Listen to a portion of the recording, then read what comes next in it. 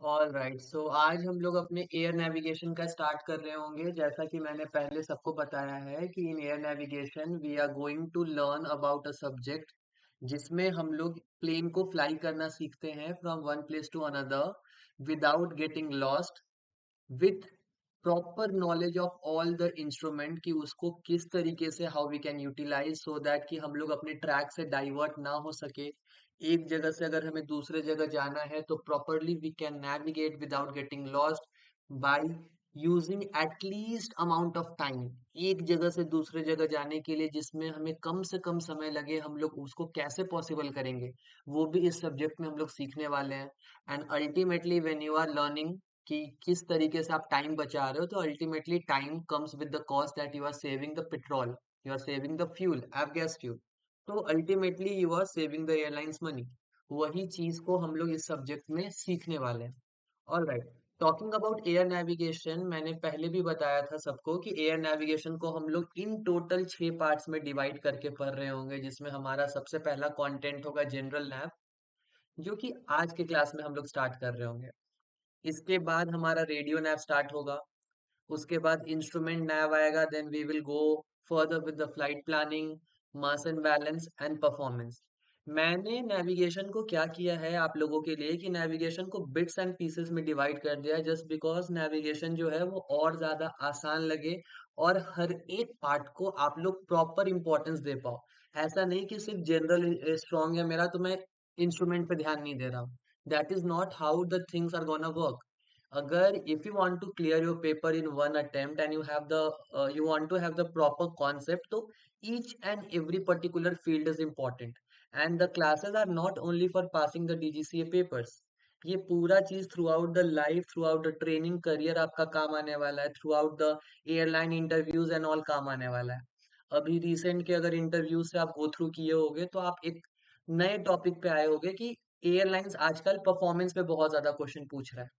अब पहले ऐसा नहीं होता था, मतलब क्वेश्चंस पूछते थे, बट इससे ये पता चल रहा है कि आपके बेसिक्स हर डिपार्टमेंट में अच्छे होने चाहिए।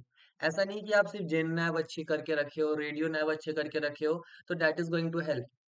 Each and every aspect of about this air navigation is very important, और इसको हम लोग टाइम टू टाइम अच्छे तरीके से with proper concept, with all the numerical thing, जितना भी चीज है प्रैक्टिकल भी सीख रहे होंगे, और जो हमारा बुकिश थियोरेटिकल नॉलेज है, ये दोनों चीज सीख रहे होंगे। नेविगेशन स्टार्ट करने से पहले हम सबसे पहले बता देते हैं कि क्लास में कभी भी किसी भी टॉपिक से रिलेटेड कभी भी डाउट आता है जो मैं पढ़ा रहा हूँ, सिंपली रेज योर हैंड, मैं उसी समय उस चीज को एक्सप्लेन करूंगा। और हमेशा मन में ये चीज आना चाहिए, मैं पहले भी बता रहा हूँ दिस थिंग, कोई भी नया चीज सीख रहे हो, book is language is different thing, but what is practical in day to day life, किस तरीके से वो अप्लाई हो रहा है, तो उसी समय पूछना है कि क्या होता है क्या नहीं, और हर चीजों का कॉन्सेप्चुअल मीनिंग भी समझेंगे और डे टू डे लाइफ में जो हमारा एप्लीकेबल है उस चीज को भी हम लोग काइंड ऑफ सीख रहे होंगे। So all right, let's start with general navigation. और जनरल नेविगेशन में जो हमारा सबसे पहला चैप्टर होने वाला है, that is going to be earth. जिन नैव में हम लोग सीखने वाले हैं सबसे पहले अर्थ के बारे में। देखो, अर्थ को समझते क्यों हैं आप जानते हो बहुत अच्छे से, सिंस आप एक प्लेस से दूसरे जगह पे जा रहे हो, तो अर्थ का पूरा जियोग्राफिकल नॉलेज होना as a pilot is very important.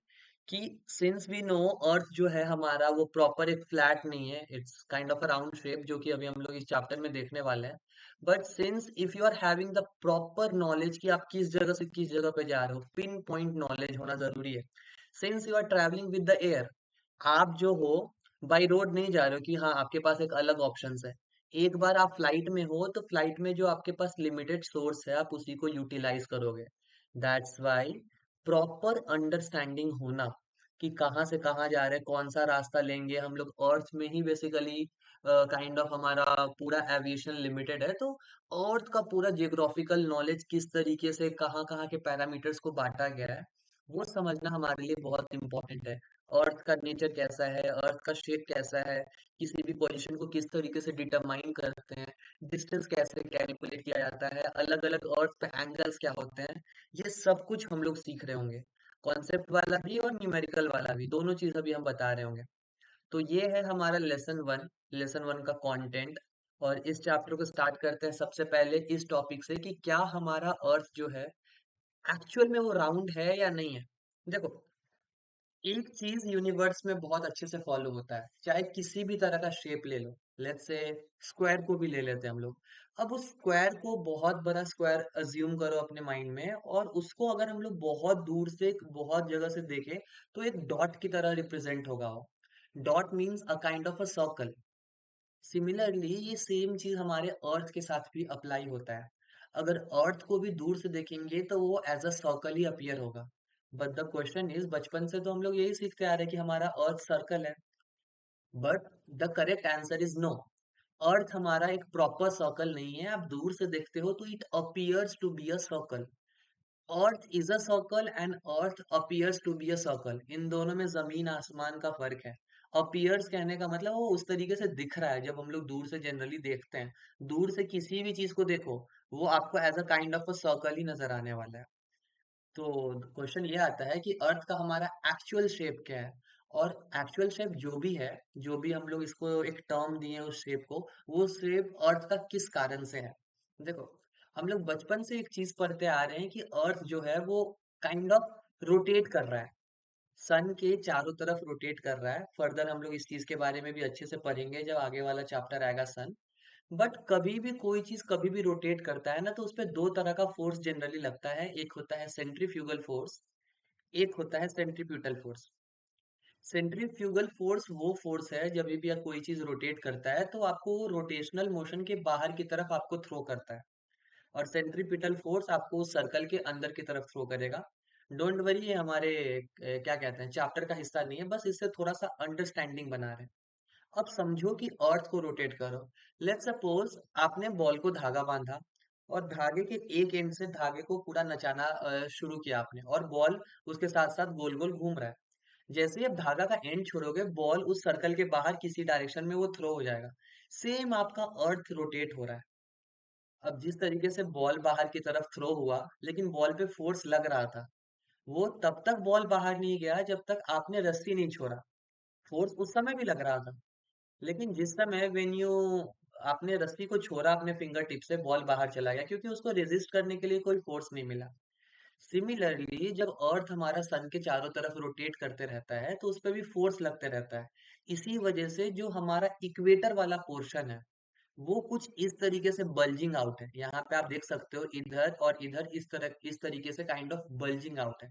इसीलिए हम लोग कहते हैं कि अर्थ जो है that appears to be round when viewed from a distance, but that is not exactly a round shape. ये बेसिकली जो है आपका सेंट्रीफ्यूगल फोर्स के कारण इक्वेटर के पास काइंड ऑफ आपका बल्ज आउट हो चुका है। और इसमें इसी के कारण से शी में जो है आपका काइंड ऑफ वेव्स आते रहता है। ऑल्दो आपका मून का भी ग्रेविटी एक रीजन होता है वेव आने का, but this is also a reason. Then the question comes कि what is the shape of the earth. तो अर्थ के शेप को जानने से पहले let's get a basic understanding of certain things. Two dimensional, three dimensional, इन सब चीजों को थोड़ा सा समझना इंपॉर्टेंट है। Since we live in a three dimensional world, तो थोड़ा थोड़ा कुछ कुछ चीजों को जानना जरूरी है। सबसे पहले आते हैं what is the shape of the अर्थ में। सबसे पहले सर्कल को समझते हैं, जो कि हमें अर्थ शुरू से अपीयर होता है कि अर्थ इज अ सर्कल। अब अर्थ को हम लोग सर्कल क्यों नहीं कहेंगे, इसके पीछे साइंटिफिक फैक्ट क्या है। देखो, सर्कल बेसिकली क्या है, वो एक तरह का 2D शेप है, ये हमेशा याद रखना। 2D कहने का मतलब होता है टू डायमेंशनल, जो कि फ्लैट है। अब मान लो ये मैंने बनाया अर्थ का शेप, जो कि यहाँ पे बना हुआ है, ये पूरा दिख रहा है। This is a circle. Let's suppose there is a person standing in the centre of the circle. अब वो इंसान यहाँ से चलना शुरू करता है, धीरे धीरे चलेगा चलेगा। एक समय बाद जब वो एंड पे पहुंचेगा, तो he will fall out, he और she will fall out. But क्या एक्चुअल में अर्थ पे ऐसा होता है? Then the answer is no. Earth तो हमारा राउंड है, कभी भी एक एंड पे जाते हैं तो हम लोग गिरते नहीं है। तो इसका मतलब हमारा अर्थ टू डायमेंशनल नहीं है, क्योंकि टू डायमेंशनल की चीजें जितनी भी होती है, दोज आर फ्लैट। वो फ्लैट होता है, एकदम फ्लैट शीट ऑफ पेपर की तरह। तो इसीलिए अर्थ को हम लोग सर्कल नहीं कहेंगे, क्योंकि सर्कल एक 2D शेप को रिप्रेजेंट करता है। टॉकिंग अबाउट सर्कल को अगर 3D में देखें, जैसे हमारे आसपास में कहीं पे ग्लोब रखा होता है, या फिर लेट्स सपोज हमारे पास एक बॉल है, क्रिकेट बॉल हो गया, टेनिस बॉल हो गया, वो सब एक प्रॉपर एक 3D शेप है, क्योंकि वो राउंड है पूरा, और वो सर्कल भी है।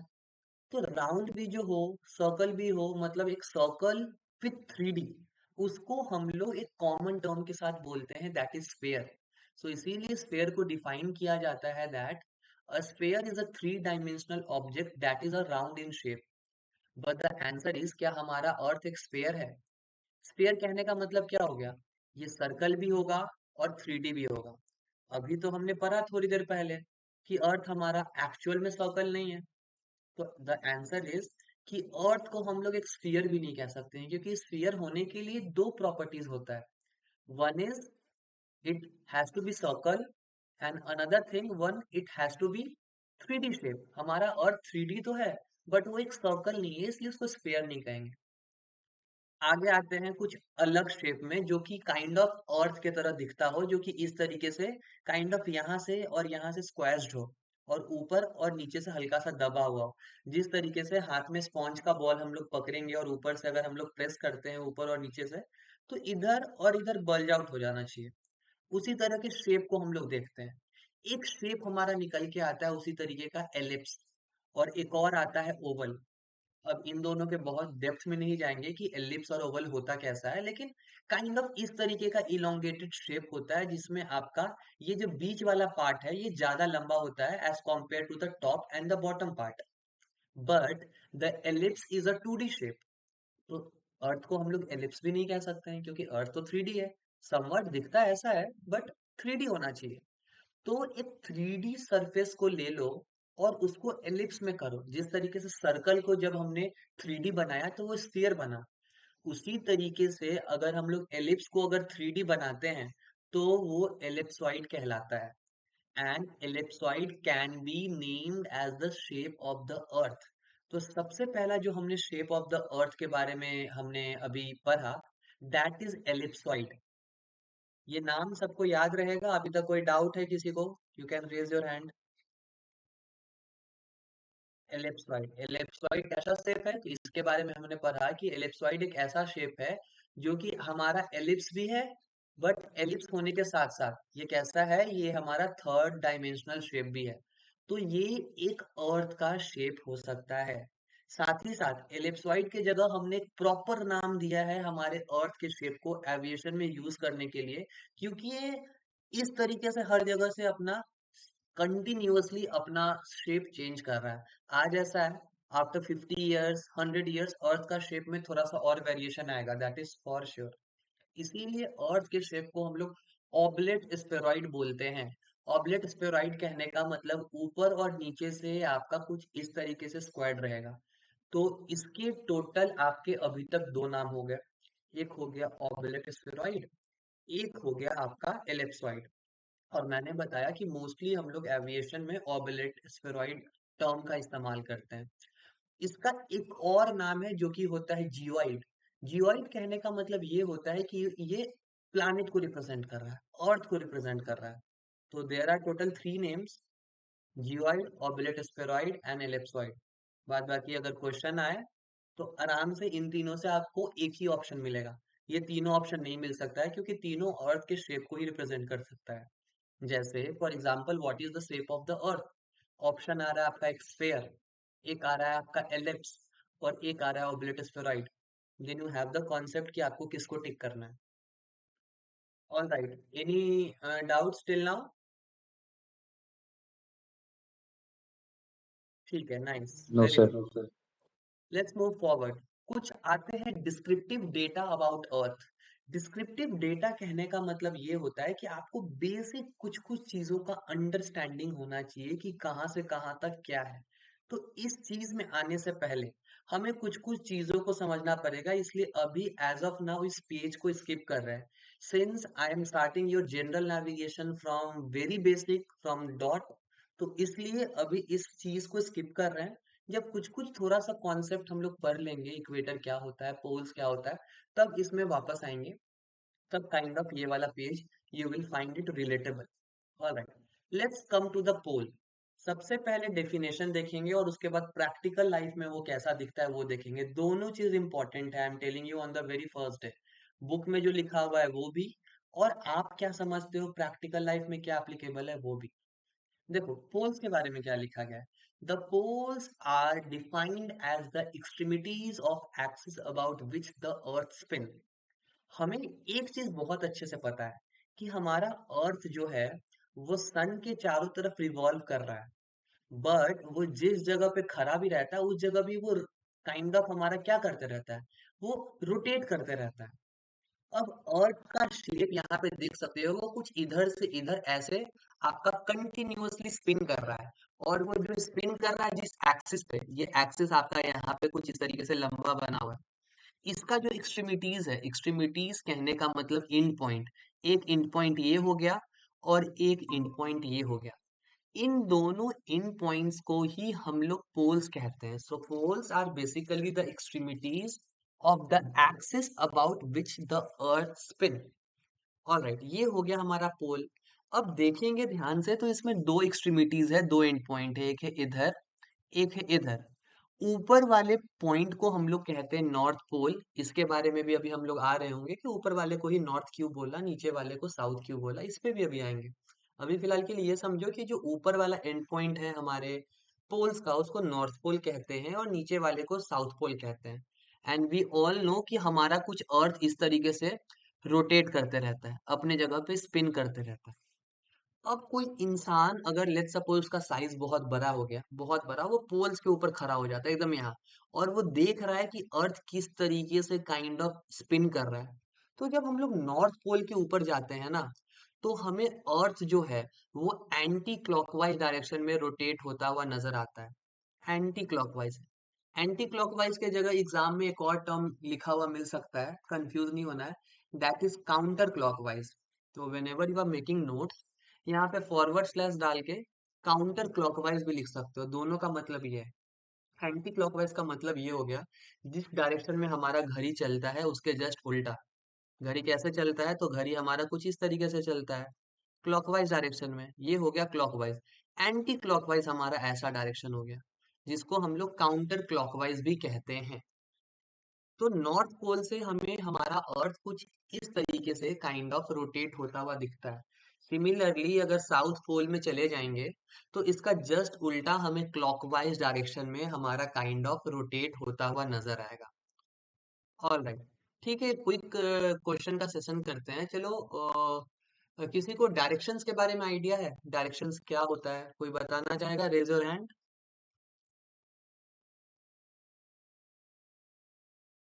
कभी ना कभी डायरेक्शंस के बारे में तो सुना होगा ना कि डायरेक्शन क्या होता है। Anyone? Sir north north south east west उसी को हम लोग डायरेक्शन बोलते हैं। Yes, that is correct. देखो, अगर हम लोग ऐसा देखें तो बेसिकली क्या होता है कि हमें चार डायरेक्शन दिया गया है, north east west and south. होता ये था कि जब पहले के जमाने में लोग जो है एक जगह से दूसरी जगह जाते थे तो वो काइंड ऑफ रास्ता बहुत भूलते थे। तो लोग मैप्स वगैरह बनाते थे, लेकिन मैप्स में भी ओरिएंटेशन का दिक्कत होता था कि रेफरेंस किससे ले।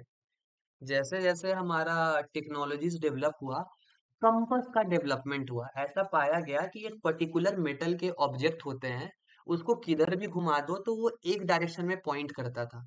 मतलब एक ऐसा मेटल लिया जिसको अगर धागे से हम लोग फ्रीली सस्पेंड करें तो वो एक डायरेक्शन में पॉइंट करता था, जो कि कॉमन है, किधर भी रोटेट कर दे वो एक ही डायरेक्शन में पॉइंट करता था। तो उससे हमारा काइंड ऑफ डिस्कवरी हुआ अबाउट नॉर्थ, कि हमारा नॉर्थ क्या होता है।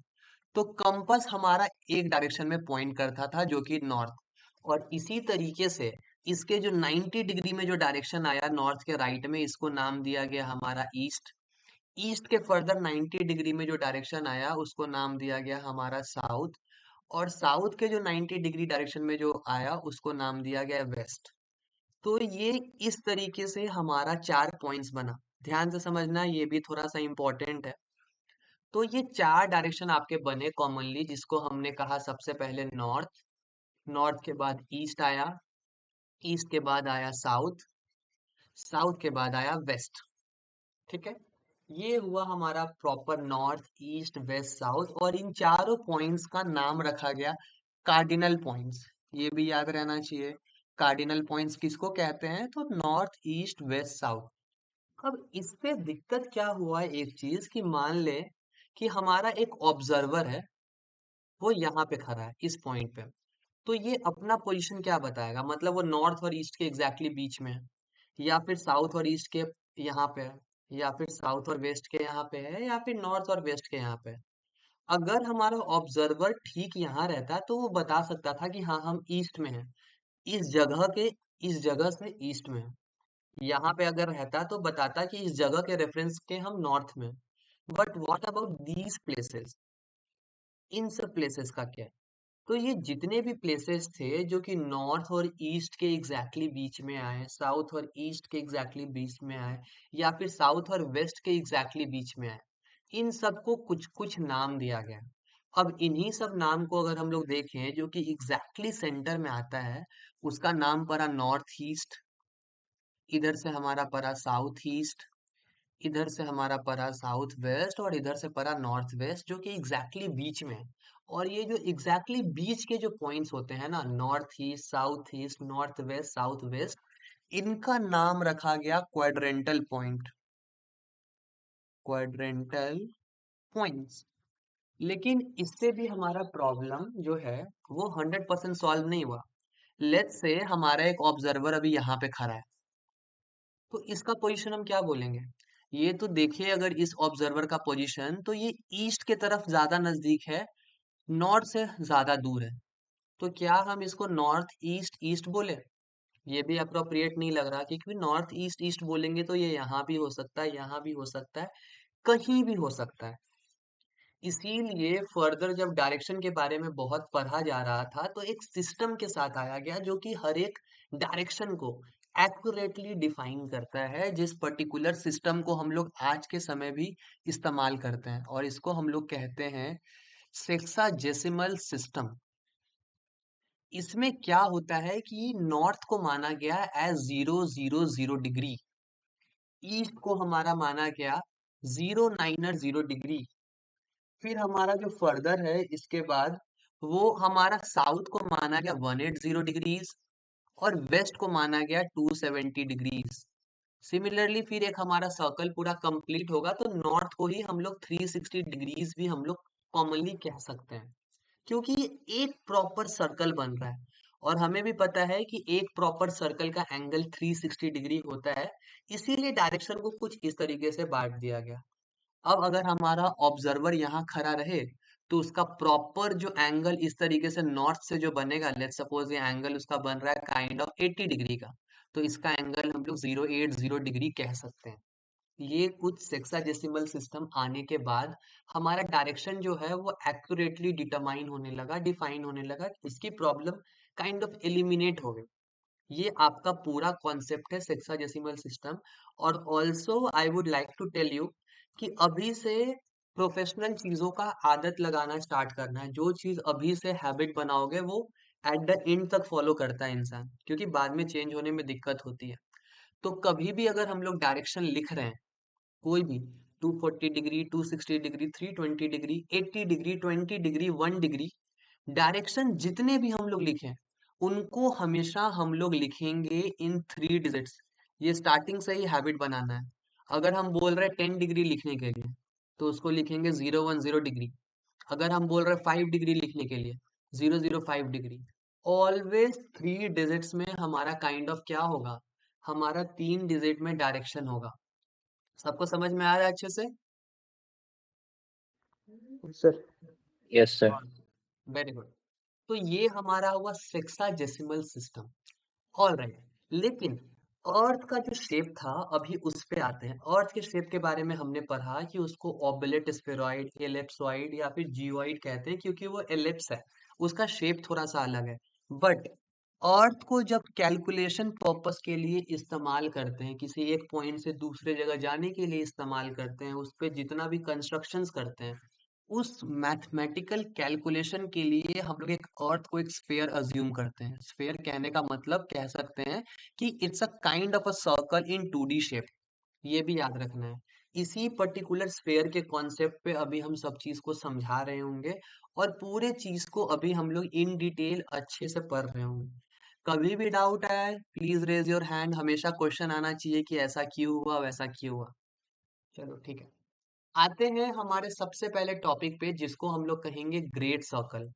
अब देखो, हम पहले भी बोले हैं, दो तरीके से हम लोग नेविगेशन को पढ़ रहे होंगे, एक है बुकिश लैंग्वेज और एक है इसका प्रैक्टिकल मतलब। चलो, लाइंस भी इंपॉर्टेंट है और इसका मतलब समझ में भी होना इंपॉर्टेंट है। सबसे पहले यहाँ हमें ये बताया गया कि ग्रेट सर्कल क्या होता है। देखो, ग्रेट सर्कल के बारे में ये लिखा गया है that it is a circle on the surface of earth whose center and radius are those of the earth itself। कहने का मतलब ये हुआ कि ग्रेट सर्कल जो है वो अर्थ के सरफेस पे एक और ऐसा सर्कल है, अगर उसको ड्रॉ आप करते हो और अगर उसका सेंटर और उसका रेडियस वही होता है जितना कि अर्थ का होना चाहिए, तो वैसे सर्कल को हम लोग ग्रेट सर्कल कहेंगे। एग्जाम्पल के तौर पे late me show you a proper definition. Let suppose ये मैंने एक अर्थ बनाया, ये अर्थ है। अर्थ को मैथमेटिकल कैलकुलेशन के लिए अभी मैंने बोला कि इसको 2D अज्यूम सर्कल अज्यूम करेंगे या फिर स्फीयर अज्यूम करेंगे। अब सर्कल है, इसका सेंटर होगा फॉर श्योर, तो लेट्स अज्यूम कि this is our circle. Circle का रेडियस होता है, तो लेट अज्यूम कि दिस इज योर रेडियस। ये मैंने एक रेडियस बनाया और ये बनाया मैंने उसका एक सेंटर। अब अर्थ के सरफेस पे हम चाहे तो जितना सर्कल ड्रॉ कर सकते हैं, एक सर्कल इधर ड्रॉ कर दिया, एक सर्कल ऐसे ड्रॉ कर दिया, एक सर्कल मैंने ये ड्रॉ कर दिया। अब इसमें से कौन सा हमारा सर्कल है जो कि हमारा काइंड ऑफ कहेंगे कि उसको हम लोग एक ग्रेट सर्कल कह सकते हैं। तो ग्रेट सर्कल किसी भी सर्कल को कहने के लिए दो प्रॉपर्टी सेटिस्फाई करना चाहिए। एक तो जो है कि उस सर्कल का सेंटर वही होना चाहिए जो कि अर्थ का सेंटर होता है, और दूसरा उसका रेडियस उतना ही लंबा होना चाहिए जो कि अर्थ के रेडियस के मतलब मैच करना चाहिए। अभी पहले इस छोटे सर्कल को देखते हैं। ऑफ कोर्स इसका सेंटर कहीं यहाँ आ रहा होगा, तो ये तो पहले ही प्रॉपर्टी को सेटिस्फाई नहीं किया, तो लेट्स एलिमिनेट दिस, ये हमारा ग्रेट सर्कल नहीं हो सकता है। दूसरे सर्कल को देखते हैं जो कि यहाँ है। इसका भी सेंटर समवेयर यहाँ है, अर्थ का सेंटर है कहीं और, तो ये भी हमारा ग्रेट सर्कल नहीं होगा, इसको भी हम लोग काइंड ऑफ एलिमिनेट करते हैं। अब इस तीसरे सर्कल को ध्यान दो, ये जो तीसरा सर्कल है इसका सेंटर ठीक वही है जहां पे अर्थ का सेंटर होना चाहिए, और अगर इसका भी रेडियस ड्रॉ करें तो इसका भी रेडियस उतना ही है जितना आपका अर्थ का रेडियस होता है। तो ऐसे सर्कल को हम लोग ग्रेट सर्कल कहेंगे। इस ग्रेट सर्कल को हम लोग क्यों पढ़ते हैं, हम अभी वो भी चीज आने वाले टाइम में समझा रहे होंगे क्यों ये इतना ज्यादा हमारे लिए इम्पोर्टेंट है ग्रेट सर्कल के बारे में समझना। तो कमिंग टू द कंक्लूजन कि ग्रेट सर्कल आपके अर्थ पे कोई भी ऐसा सर्कल आप बना लो जिसका सेंटर और रेडियस एकदम अर्थ के बराबर हो, उसको हम लोग ग्रेट सर्कल कहेंगे। then the chances are कि there can be in number of great circle ऐसे भी बन सकता है, ग्रेट सर्कल ऐसे भी बन सकता है, बहुत सारा ग्रेट सर्कल बन सकता है आपके अर्थ पे। बस सवाल ये है कि वो ग्रेट सर्कल जो है आपका वो अर्थ के सेंटर वाले पॉइंट पे और रेडियस वाले पॉइंट को, दोनों पॉइंट को काइंड ऑफ सेटिस्फाई करना चाहिए, तब जाके हम लोग उसको एक ग्रेट सर्कल कहेंगे। किसी को ग्रेट सर्कल समझने में कोई दिक्कत? Alright, very good. ठीक है, अब आगे के पॉइंट्स को देखते हैं कि ग्रेट सर्कल पे क्या लिखा गया है। ग्रेट सर्कल के बारे में दूसरा पॉइंट हमें ये बताया गया कि it is the largest possible circle drawn on the earth. जाहिर सी बात है, छोटा सर्कल बनाएंगे तो वो तो ग्रेट सर्कल होगा नहीं, और जो मैक्सिमम जो सबसे बड़ा सर्कल बन सकता है एक अर्थ पे उसको हम लोग ग्रेट सर्कल कहेंगे, ठीक है। Next thing, the shortest distance between 2 points on the surface of Earth is given by the shorter arc of the great circle joining the 2 points. Now, this is the most important line for you. ये इसलिए important नहीं है क्योंकि ये great circle को define करता है, ये इसलिए important है क्योंकि ये ग्रेट सर्कल का इंपॉर्टेंस बताता है। हमने बचपन में एक चीज बचपन से हम लोग सुनते आ रहे हैं, अगर आपको पॉइंट ए से पॉइंट बी जाना है तो आपके पास सबसे शॉर्टेस्ट रास्ता क्या होगा? कोई बता सकता है? पॉइंट ए से अगर आप Straight point path. B, yes, straight path होगा जो कि आप सीधा जाओगे। ये एप्लीकेबल होता है आपका 2D सरफेस के लिए, क्योंकि अगर आप ऐसे रास्ते लोगे या कितना भी जिगजैग रास्ते लो वो रास्ता लंबा ही होगा, सबसे छोटा जो आपके लिए हो सकता है that is ultimately going to be a straight line. But क्या हमारा अर्थ एक 2D सरफेस है, एक फ्लैट है? नहीं, हमारा अर्थ जो है दैट इज राउंड। अगर अर्थ पे हम लोग एक स्ट्रेट लाइन ड्रॉ भी करेंगे और उसको चार्ट पे लेंगे तो वो प्रॉपर नहीं हो पाता है। इसीलिए अगर आपको अर्थ में देखे और लेट्स सपोज पॉइंट ए ये रहा आपका, और पॉइंट बी जो है आपका काइंड ऑफ ये है, तो पॉइंट ए से लेके पॉइंट बी पे जाने का जो सबसे नजदीक का जो रास्ता रहेगा, वो उन दोनों पॉइंट्स के बीच में जो ग्रेट सर्कल बना है उससे एक ग्रेट सर्कल बना लेंगे। मतलब पॉइंट ए और पॉइंट बी, इनसे ग्रेट सर्कल बनाएंगे। दो पॉइंट्स के बीच से सिर्फ और सिर्फ एक ही ग्रेट सर्कल बन सकता है। अब ग्रेट सर्कल मैंने बना लिया। अब इस ग्रेट सर्कल का एक हिस्सा को हमें उठाना है, तो ये ए और बी जो कि इन दोनों को ज्वाइन कर रहा है, ये जो है आपका सर्कल के एक हिस्से को हम लोग आर्क कहते हैं। यहाँ पे सर्कल का एक हिस्सा है आर्क, और एक कौन से सर्कल का हिस्सा है? ग्रेट सर्कल का। तो ग्रेट सर्कल का जो आर्क होता है ना, वो दो पॉइंट के बीच में सबसे छोटी डिस्टेंस को प्रोवाइड करता है, जो सबसे मिनिमम डिस्टेंस होता है। कभी भी हम लोग एविएशन में भी एयरक्राफ्ट को फ्लाई करते हैं and we have to travel from let's say India to London, great circle path को ही फॉलो किया जाता है, क्योंकि your earth is like a round shape. वो एक प्रॉपर फ्लैट नहीं है जिसमें हम लोग ये अज्यूम कर लेंगे कि हाँ स्ट्रेट जा रहे हैं तो हम लोगों का रास्ता सबसे छोटा होगा। No, earth is round.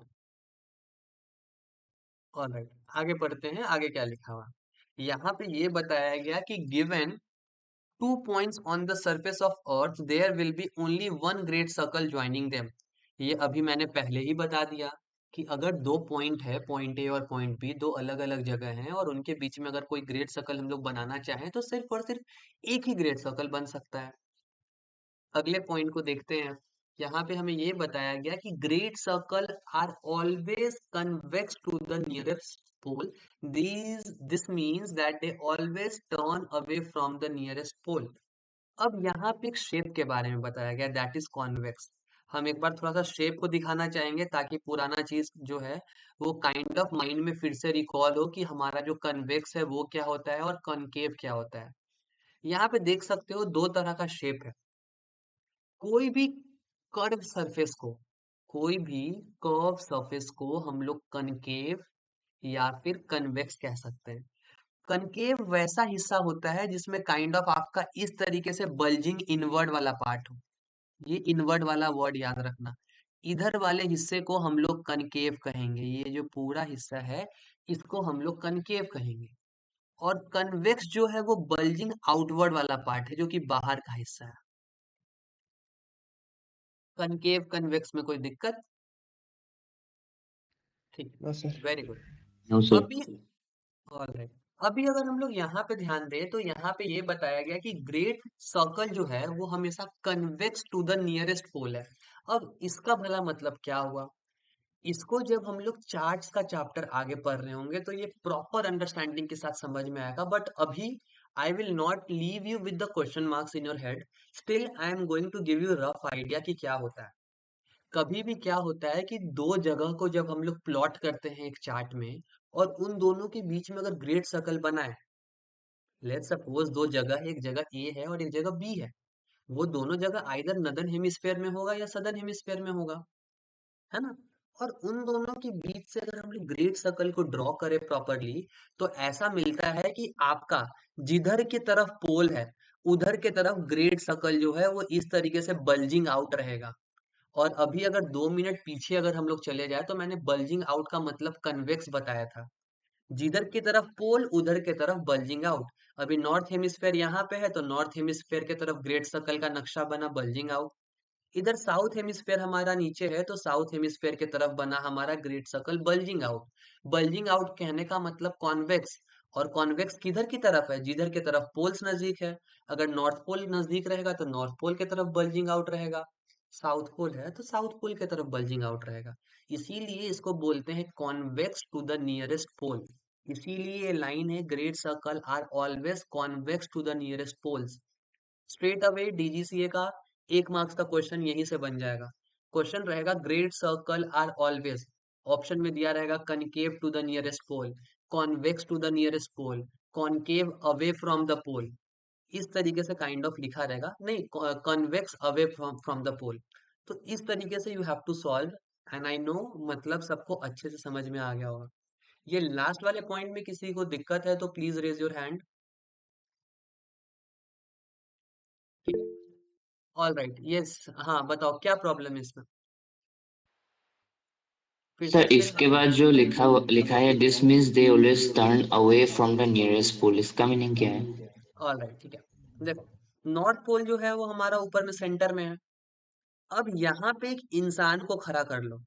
ये इंसान अगर यहाँ से चलता हुआ इस तरीके से जाएगा और ये नॉर्थ पोल के पास जा रहा है, तो इसको हम लोग कहेंगे towards the north pole. But ये जो इंसान है जो कि ग्रेट सर्कल है, ये पोल से अब दूर जा रहा है, ये देखो। तो इसीलिए इसको बोलेंगे कि it has always turning away from the nearest pole. समझ में आया? Yes sir. चलो, वेरी गुड। अब अगले टॉपिक पे आते हैं, that is our small circle. अभी मैंने अर्थ पे कुछ कुछ सर्कल्स और बनाया था जो कि छोटा था, हल्का सा बड़ा था, जो कि ग्रेट सर्कल नहीं था। तो अर्थ के सरफेस पे कोई भी बना हुआ सर्कल जो कि ग्रेट सर्कल नहीं है, उसको हम लोग स्मॉल सर्कल कहते हैं। जैसे कि इस पिक्चर में देखोगे, ऊपर वाला ये सर्कल एक स्मॉल सर्कल है, एक ये सर्कल जो है वो भी स्मॉल सर्कल है। स्मॉल सर्कल सिंपल है, कोई भी सर्कल जो कि आपका ग्रेट सर्कल नहीं है उसको हम लोग स्मॉल सर्कल कहेंगे। That is as simple as that, इसमें कुछ ज्यादा दिमाग लगाने की जरूरत नहीं है। चलो, यहाँ से थोड़ा थोड़ा हमारा अर्थ को इन डिटेल समझना kind of deep concept start हो रहा है। और हर लाइन को हम वैसे ही समझा रहे होंगे, हर लाइन इक्वली इंपॉर्टेंट है। क्योंकि अगर न्यूमेरिकल्स वाले क्वेश्चंस नहीं आते हैं तो थियोरेटिकल यही आएगा। और अगर आपको लाइन पूरा याद भी नहीं है, फिर भी 100% गारंटी है कि आप डीजीसीए में सॉल्व करके आओगे, क्योंकि आपको कॉन्सेप्ट पता है। तो वही कॉन्सेप्ट हम सिखा रहे हैं। ऑलराइट, इक्वेटर किसको कहते हैं? तो इक्वेटर आपका एक ऐसा लाइन है जो कि अर्थ को दो हेमिस्फेयर में बांटता है, जो कि इक्वल है। और ऊपर वाले को नॉर्थ हेमिस्फेयर कहते हैं, नीचे को साउथ हेमिस्फेयर। यहाँ पे इस पिक्चर को अगर अर्थ को अगर ध्यान से देखे तो यहाँ पे बीच का एक लाइन है जिसको इक्वेटर कहेंगे। और इक्वेटर दो हिस्से में अर्थ को डिवाइड कर रहा है into two equal hemisphere. The upper part is known as north hemisphere and the lower part is known as southern hemisphere. साथ ही साथ अगर ग्रेट सर्कल का कॉन्सेप्ट याद हो, तो डोंट यू थिंक कि हमारा इक्वेटर जो है वो भी एक तरह का ग्रेट सर्कल है। सेंटर, रेडियस दोनों एकदम अर्थ के बराबर है।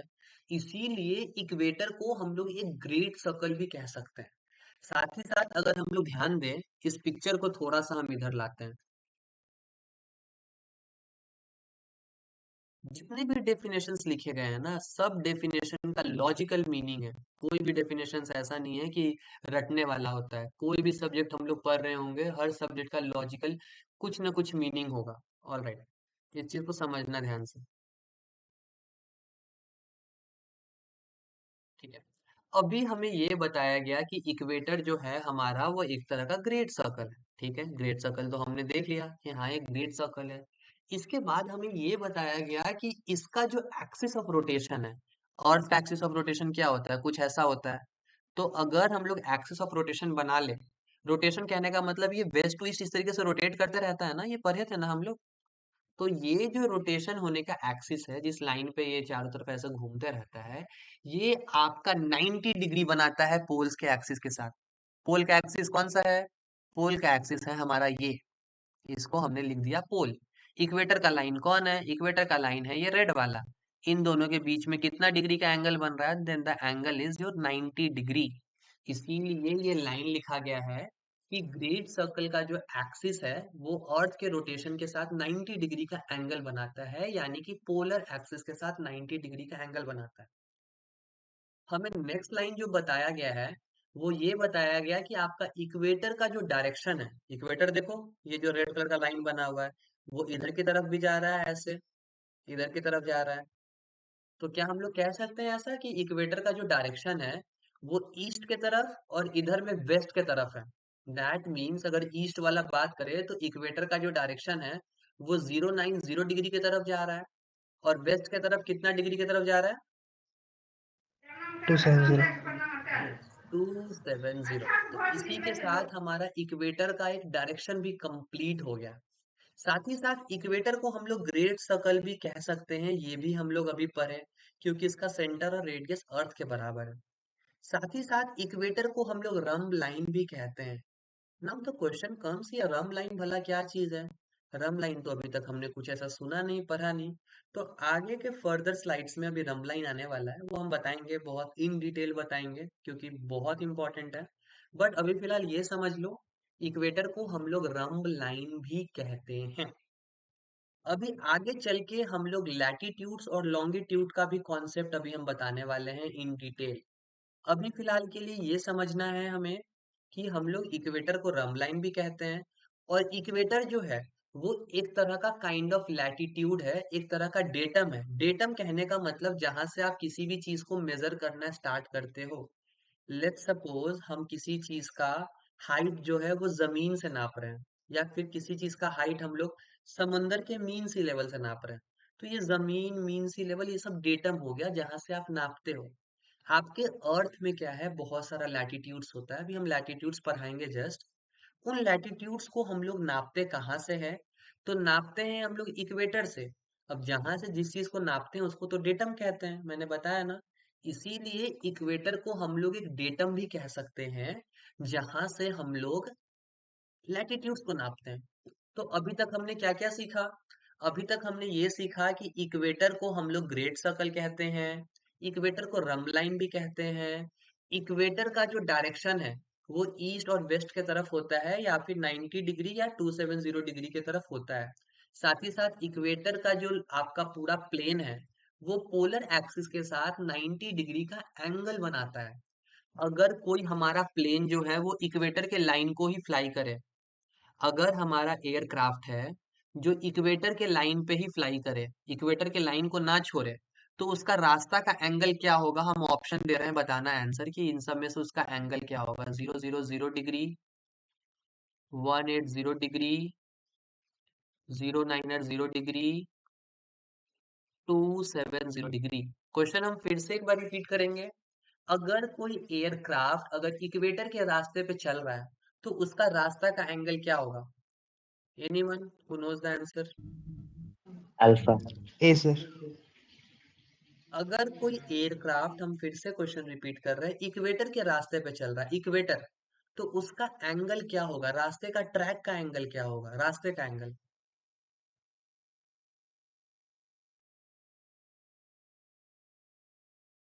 अगर हम अल्फा कंसीडर करें तो अल्फा 000 डिग्री है। तो 0 0 डिग्री क्या हुआ? 0 0 डिग्री हमारा नॉर्थ पोल हुआ, जो कि यहाँ पे आता है। अब इधर वाला रास्ता कौन है? इधर वाला रास्ता ये है। क्या इस रास्ते को हम लोग इक्वेटर बोलेंगे, या ये रास्ता हमारा इक्वेटर हुआ? ये रास्ता हुआ ना ईस्ट वेस्ट की तरफ। अब बताओ चार्ली हमारा होगा। आंसर क्या होगा? चार्ली। यस, तो चार्ली भी हमारा आंसर है, एंड डेल्टा भी आंसर है, क्योंकि अगर आप इक्वेटर को ट्रैक को फॉलो करते हो तो इक्वेटर तो ईस्ट और वेस्ट की तरफ है, मतलब 0 - 0 डिग्री की तरफ है, या फिर 270 डिग्री की तरफ है। So if we fly on equator वाले डायरेक्शन पे, then we can say we are flying on a track of 0 - 0 degrees और 270 डिग्रीज। वो ट्रैक हुआ।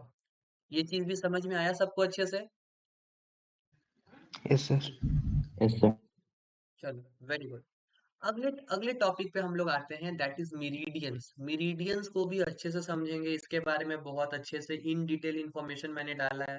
हर एक पॉइंट काफी आसानी से समझ में आएगा, बहुत अच्छा चीज है। चलो, एक ग्रीन सर्कल को बनाते हैं, एक नॉर्मल सर्कल को पहले बनाते हैं यहाँ पे। जस्ट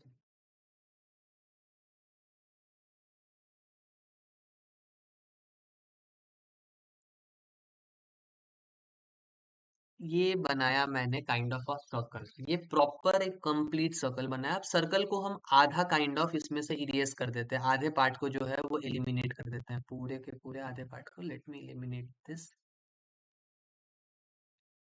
अब डोंट यू थिंक ये चीज जो है आधा हो गया है? अब आधा सर्कल को हम लोग क्या कहते हैं?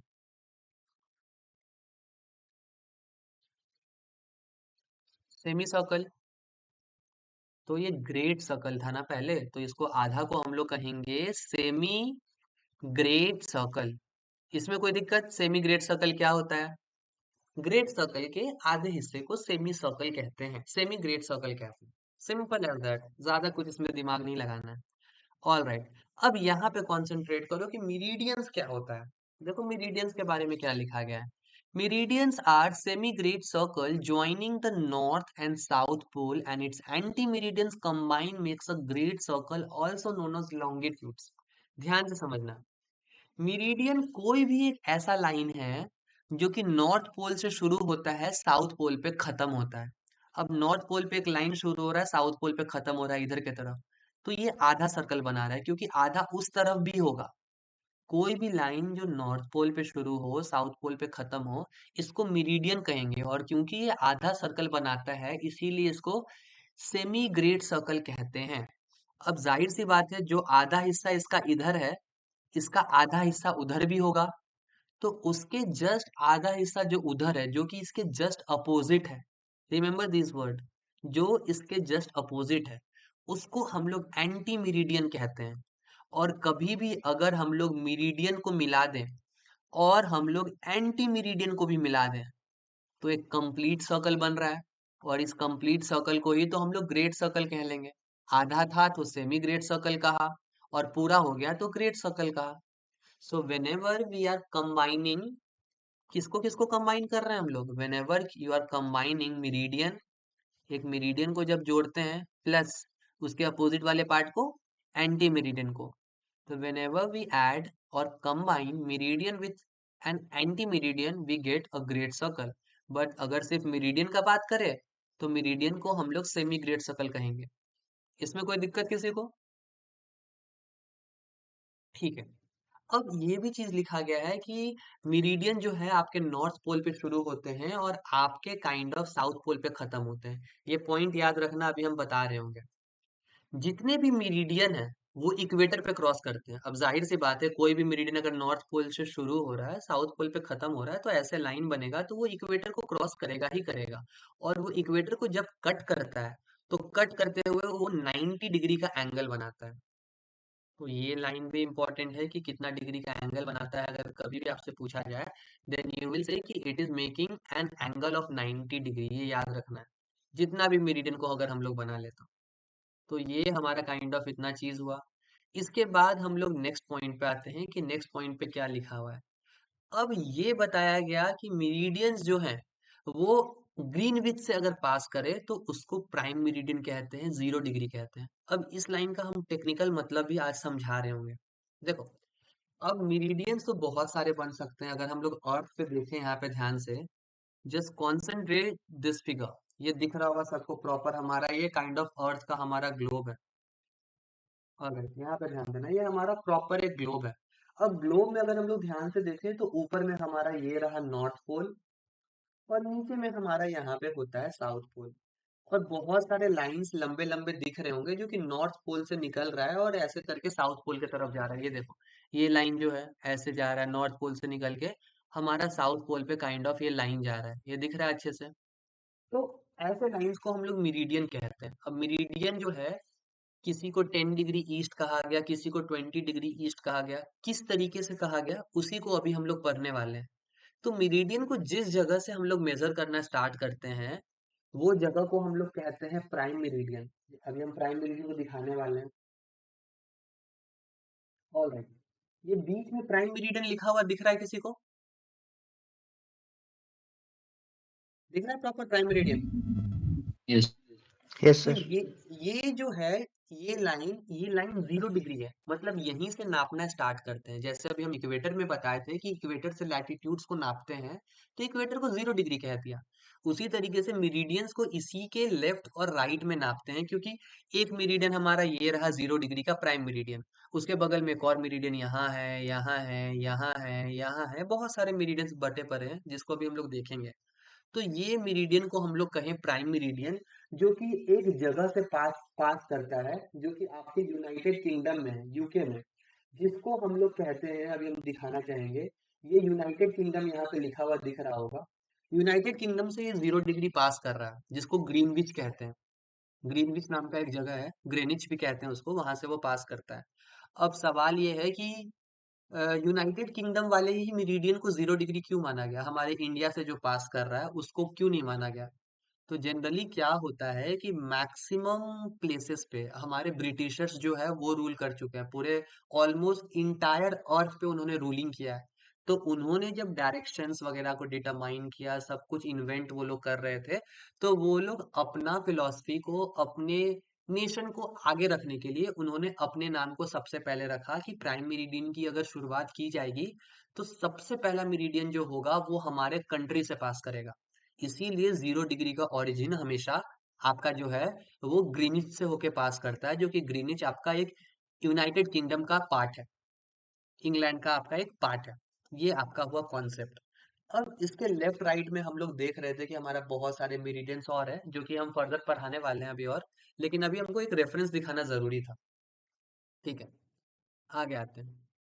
अब यहाँ ध्यान देंगे तो यहाँ पे लिखा गया है कि बहुत सारे आपके मेरिडियंस होते हैं जो कि है 10 degree east, 60 degree west, 85 degree east. ये किस तरीके से मेरिडियंस बटे हुए हैं उसको हम बताना चाहेंगे अभी। अब देखो यहाँ पे इस पिक्चर को ध्यान से, तो बहुत सारे मेरिडियंस बटे हुए हैं। पूरा अर्थ जो है हमारा एक काइंड ऑफ एक तरह का राउंड शेप है, और इस तरीके से हमारे मेरिडियंस जो है वो बटे हुए हैं। ये बीच का जो 0 डिग्री है वो प्राइम मेरिडियन। अब 0 डिग्री के राइट के तरफ अगर हम लोग बढ़ते हैं तो हमारा ईस्टर्ली मेरिडियंस आता है। Wait, let me show you. इसको थोड़ा सा क्लीन करते हैं इस पूरे पिक्चर को, और यहाँ पे मेरिडियंस का कॉन्सेप्ट को अच्छे से समझाते हैं।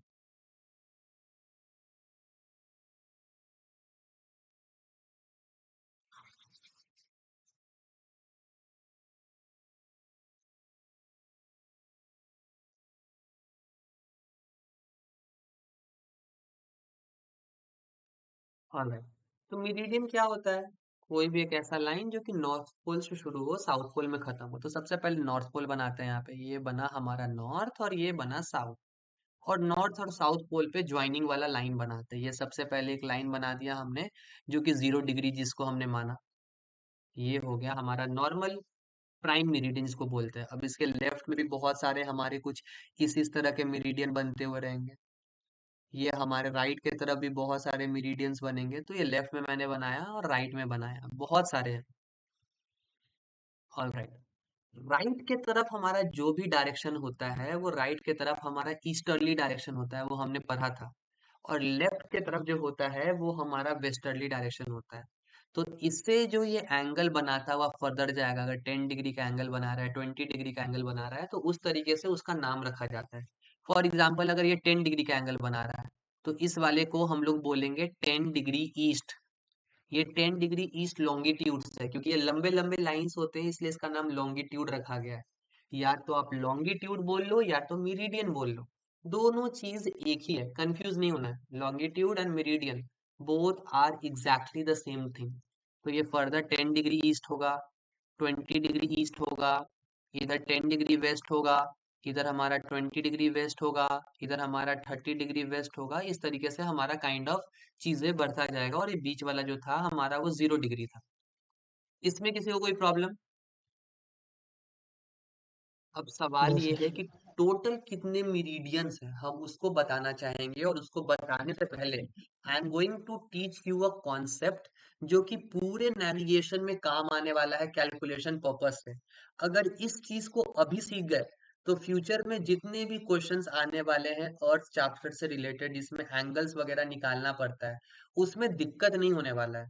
तो इसको ध्यान से समझना, जो चीज को हम समझा रहे होंगे इसको कहते हैं डिस्क रूल। और ये डिस्क रूल किसी भी बुक में ढूंढ लो, कहीं भी किसी भी बुक में ये डिस्क रूल को नहीं मिला गया है। अल्टीमेटली आपको दिमाग लगाना पड़ेगा और खुद का कोई ना कोई कॉन्सेप्ट बना लोगे कि हाँ भाई ये चीज ऐसे होता है। लेकिन अगर चीजें पहले से पता हो तो एक्स्ट्रा मेहनत नहीं करना पड़ता है, इसीलिए आप क्लासेस में हो। ऑलराइट, डिस्क रूल को समझाते हैं कि डिस्क रूल क्या इंपॉर्टेंट है। ये जो डिस्क रूल है, डिस्क रूल में ये समझना है हमें कि इसका इस्तेमाल हम लोग इसलिए करते हैं ताकि हम लोग मेरिडियंस को निकाल सके कि कौन सा क्या मेरिडियन होता है। इसमें करते क्या है, सबसे पहले कि आपको एक सर्कल बनाना है, एक बेसिक सा सर्कल बनाना है। ये नॉर्मल सर्कल बना लिया। सर्कल को दो इक्वल लेफ्ट और राइट पार्ट में डिवाइड करना है। ये दो इक्वल लेफ्ट और राइट पार्ट में हमने डिवाइड कर दिया। नीचे वाले पार्ट को हमने बोला 0 डिग्री, ये नाम लिख दिया 0 डिग्री। ऊपर वाले पार्ट को हमने बोला 180 डिग्री। यहाँ तक कोई प्रॉब्लम नहीं होना चाहिए। एक सर्कल बनाया, सर्कल को दो इक्वल लेफ्ट और राइट पार्ट में डिवाइड किया। नीचे वाले को 0 डिग्री बोला, ऊपर वाले को 180 डिग्री बोला। राइट में क्या होता है बताओ, ईस्ट होता है या वेस्ट होता है? ईस्ट। Very good. तो राइट में हमारा ईस्ट हुआ, सिमिलरली हमें लेफ्ट में हमारा वेस्ट हुआ। कभी भी बोलेंगे डिस्क रूल से क्वेश्चन को सॉल्व करने का, तो सबसे पहले ये नेटवर्क बना लेना है। सर्कल 0 डिग्री 180 डिग्री, लेफ्ट में वेस्ट, राइट में हमारा ईस्ट। अब अगर हम बोलते हैं कि 10 डिग्री ईस्ट बना के बताओ कि 10 डिग्री ईस्ट हमारा किधर होगा, तो मैं यहाँ पे क्वेश्चन लिखता हूँ 10 डिग्री ईस्ट। तो एक चीज बताओ, हमारा ईस्टर्न वाला जो पार्ट है ना, वो पूरा इतना है, तो वो वेस्ट के तरफ हमारा प्लॉट नहीं होगा। जो भी प्लॉट होगा वो हमारा इधर ही प्लॉट होगा। और ये 10 डिग्री का बात बता रहा है, तो डोंट यू थिंक 10 डिग्री जो है वो 0 डिग्री के नजदीक होगा, 180 डिग्री के पास में होगा नहीं। तो ये 0 से 10 डिग्री इधर आएगा, 20, 30, 40, यहाँ पे ठीक 90 आएगा, 100, 110, 160, 170, 180। क्वेश्चन था हमसे कि हमें बनाना है सिर्फ और सिर्फ 10 डिग्री। तो 10 डिग्री जो है वो हमारा ईस्ट 0 0 0 डिग्री के काफी नजदीक होगा। तो 0 0 0 डिग्री के काफी नजदीक एक ये पॉइंट मान लेते हैं कि ये पॉइंट जो है वो हमारा 10 डिग्री है। डिग्री को हमेशा 3 डिजिट में लिखते हैं। तो ये 10 डिग्री हमने लिख दिया। लेकिन ये 10 डिग्री का एंगल है, कैसे बनाएगा, तो सेंटर से। तो ये रहा सेंटर, और ये सेंटर से हमने बना दिया 10 डिग्री का एंगल। और ये जो पॉइंट यहाँ पे जो बना, इसको कहेंगे हम लोग 10 डिग्री ईस्ट। ध्यान रखना, ये मेरिडियन को प्लॉट करने का सबसे आसान तरीका है। एक और एग्जांपल देते हैं। अब इस बार हम लोग ड्रॉ कर रहे होंगे 10 डिग्री ईस्ट को नहीं, इस बार हम लोग प्लॉट कर रहे होंगे, लेट्स से हम लोग प्लॉट करते हैं 110 डिग्री वेस्ट को। तो लेट्स ड्रॉ 110 डिग्री वेस्ट। अब क्योंकि ये वेस्टर्न है, तो ये वेस्टर्न साइड में बनेगा। और क्योंकि ये 110 डिग्री है, तो थोड़ा सा ऊपर जाएगा, 0 से 10 यहाँ, 90 ठीक एकदम सामने आता है। तो 100 डिग्री 110 डिग्री लगभग यहाँ बना है, एजम्पशन पे कि लगभग यहाँ होगा। इस पॉइंट को हम लोग बोलेंगे 110 डिग्री वेस्ट। और ये एंगल कहाँ से बनाएगा, तो सेंटर से। तो सेंटर पे ये वाला लाइन कुछ इस तरीके से ज्वाइन कर देंगे, और ये जो पूरा का पूरा एंगल हुआ, ये हुआ 110 डिग्री। एक और एग्जांपल हम देके एक और एंगल बनाते हैं, इसमें भी रिलेट करना कोशिश, क्वेश्चन भी देंगे इस पे होमवर्क करने के लिए, डोंट वरी। जैसे एक हम क्वेश्चन देते हैं कि लेट्स ड्रॉ 170 डिग्री वेस्ट। इसको कैसे ड्रॉ करेंगे? अब वेस्ट है, फॉर श्योर वेस्टर्न हेमिस्फेयर में बनेगा, 170 डिग्री है, तो जीरो के नजदीक बनेगा या 180 के नजदीक बनेगा, बताओ। 180। 180 सर। यस, वेरी गुड, 180 के नजदीक बनेगा, जो कि हमारा समवेयर यहाँ पे आएगा 170 डिग्री। और ये पॉइंट जो है हमारा 170 डिग्री वेस्ट कहलाएगा। लेकिन अभी भी एंगल बना नहीं है, क्या करेंगे, इसको ऐसे करके ज्वाइन कर लेंगे। और ये जो पूरा एंगल ऐसे बना, ये पूरा का पूरा 170 डिग्री है। और इधर वाला जो बचा हुआ है वो 10 डिग्री है, तभी तो ये पूरा हाफ सर्कल 180 कहलाएगा। तो इस तरीके से आप प्लॉट करते हो। अभी मैंने एक चीज बताया था, ये अगर हम बुक को वापस दिखाएं, तो एक चीज मैंने बताया था कि हर मेरिडियन का एक एंटी मेरिडियन होता है। क्योंकि ये एक सर्कल है, अगर हम लोग ध्यान से देखें, हमारा अर्थ जो है वो एक तरह का सर्कल है। तो ये वाला जो मेरिडियन, लेट सपोज कोई भी जा रहा है, ये 20 डिग्री जा रहा है, ठीक सर्कल के उस तरफ जाके वो दूसरा उसका जस्ट अपोजिट निकल रहा होगा, मतलब मेरिडियन का opposite, that means anti meridian. Question ये भी आ सकता है कि एंटी मेरिडियन आपको ढूंढना है, वो आप कैसे ढूंढोगे, वही हम बता रहे होंगे। अब इस पिक्चर को ध्यान से देखो, ये पूरे मेरिडियन को देखना सर, जो लंबे लंबे लाइंस है। ये अभी येलो वाला जो मेरिडियन है, हम उसको लेके ऊपर जा रहे हैं, ये 0 डिग्री का मेरिडियन है, प्राइम मेरिडियन, इसको लेके ऊपर जा रहा है। देखो ऊपर 90 डिग्री नॉर्थ पोल के पास ये क्या है कि यहाँ पे मिल रहा है, लेकिन यहाँ खत्म नहीं हो रहा है, इसके जस्ट अपोजिट फिर से वो निकल रहा है। तो जो उस तरफ उल्टा निकलता है उसको एंटी मेरिडियन कहते हैं। अब एंटी मेरिडियन निकालते कैसे हैं, अभी हम वो सिखाने वाले हैं, समझना बहुत सिंपल है। जस्ट इक्वल एंड अपोजिट निकालना, विच इज वेरी सिंपल। कुछ क्वेश्चंस देंगे अभी क्लास में, उसको बनाना भी है।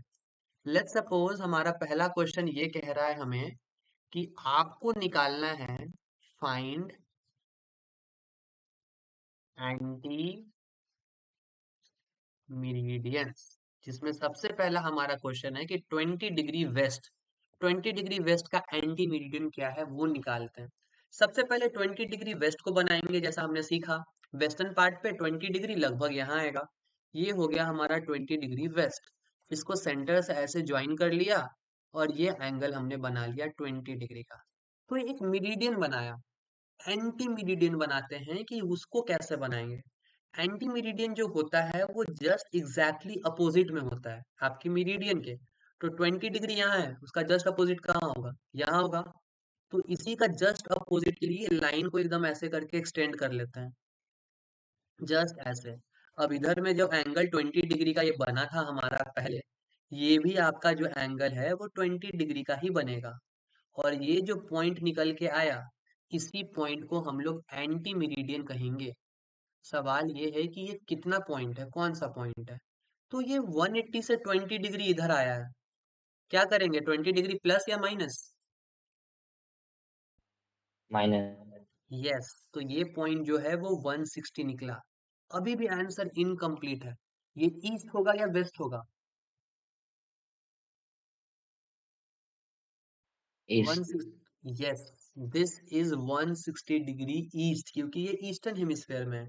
तो हमारा आंसर ये हुआ कि 20 डिग्री वेस्ट का एंटी मेरिडियन जो निकल के आया दैट इज 160 डिग्री ईस्ट। किसी को कोई प्रॉब्लम है इसमें? ऑलराइट, नहीं है तो हम बस दो क्वेश्चन दे रहे हैं। इन दोनों क्वेश्चंस को अभी बनाओ एंड आई वांट आंसर्स। तो एक क्वेश्चन है ये 40 डिग्री ईस्ट, और अगला क्वेश्चन है 170 डिग्री वेस्ट। जिसका भी बन जाए raise your hand and then I will ask. Yes Akash, go ahead. So for 40 degree east, there would be 140 west, and ठीक for है, 170 west, that is with 10 east. Alright, ठीक है। सुधांशु, समझ में आ रहा है सब कुछ? Yes sir. ऑलराइट, ठीक है, बनाओ जल्दी से आंसर बताओ मुझे।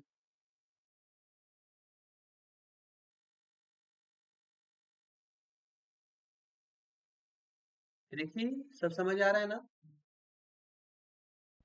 Yes sir. ठीक है, बनाओ।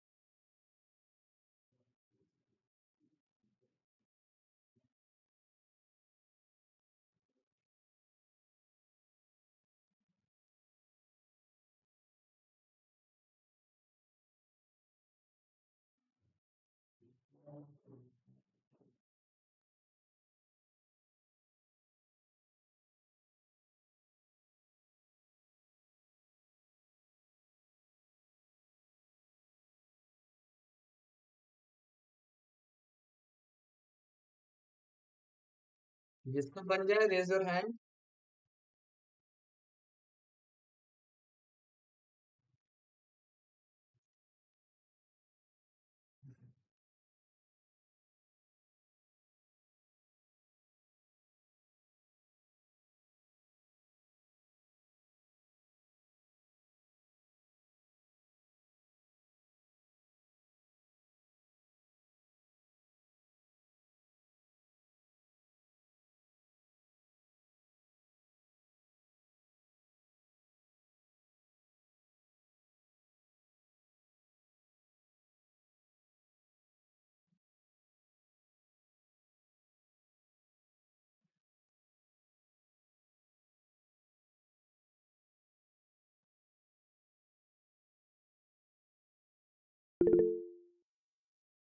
यस प्लीज रिकी बताओ। सर 40 डिग्री ईस्ट का 120 डिग्री वेस्ट होगा। 40 डिग्री ईस्ट का क्या आंसर आया है? 120 degree east west west. 120 degree west. And 170 degree west का क्या आया है? Sir 10 degree east.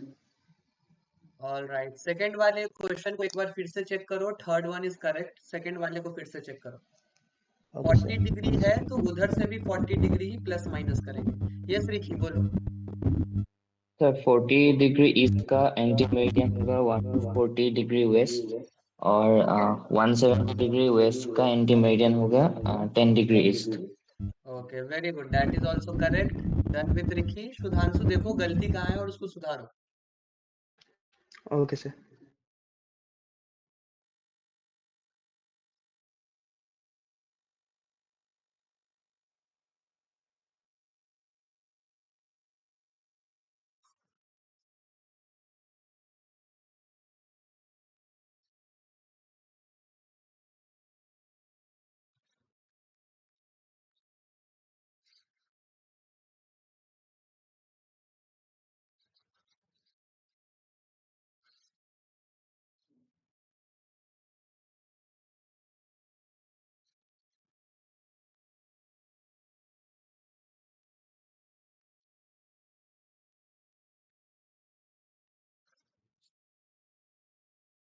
बना।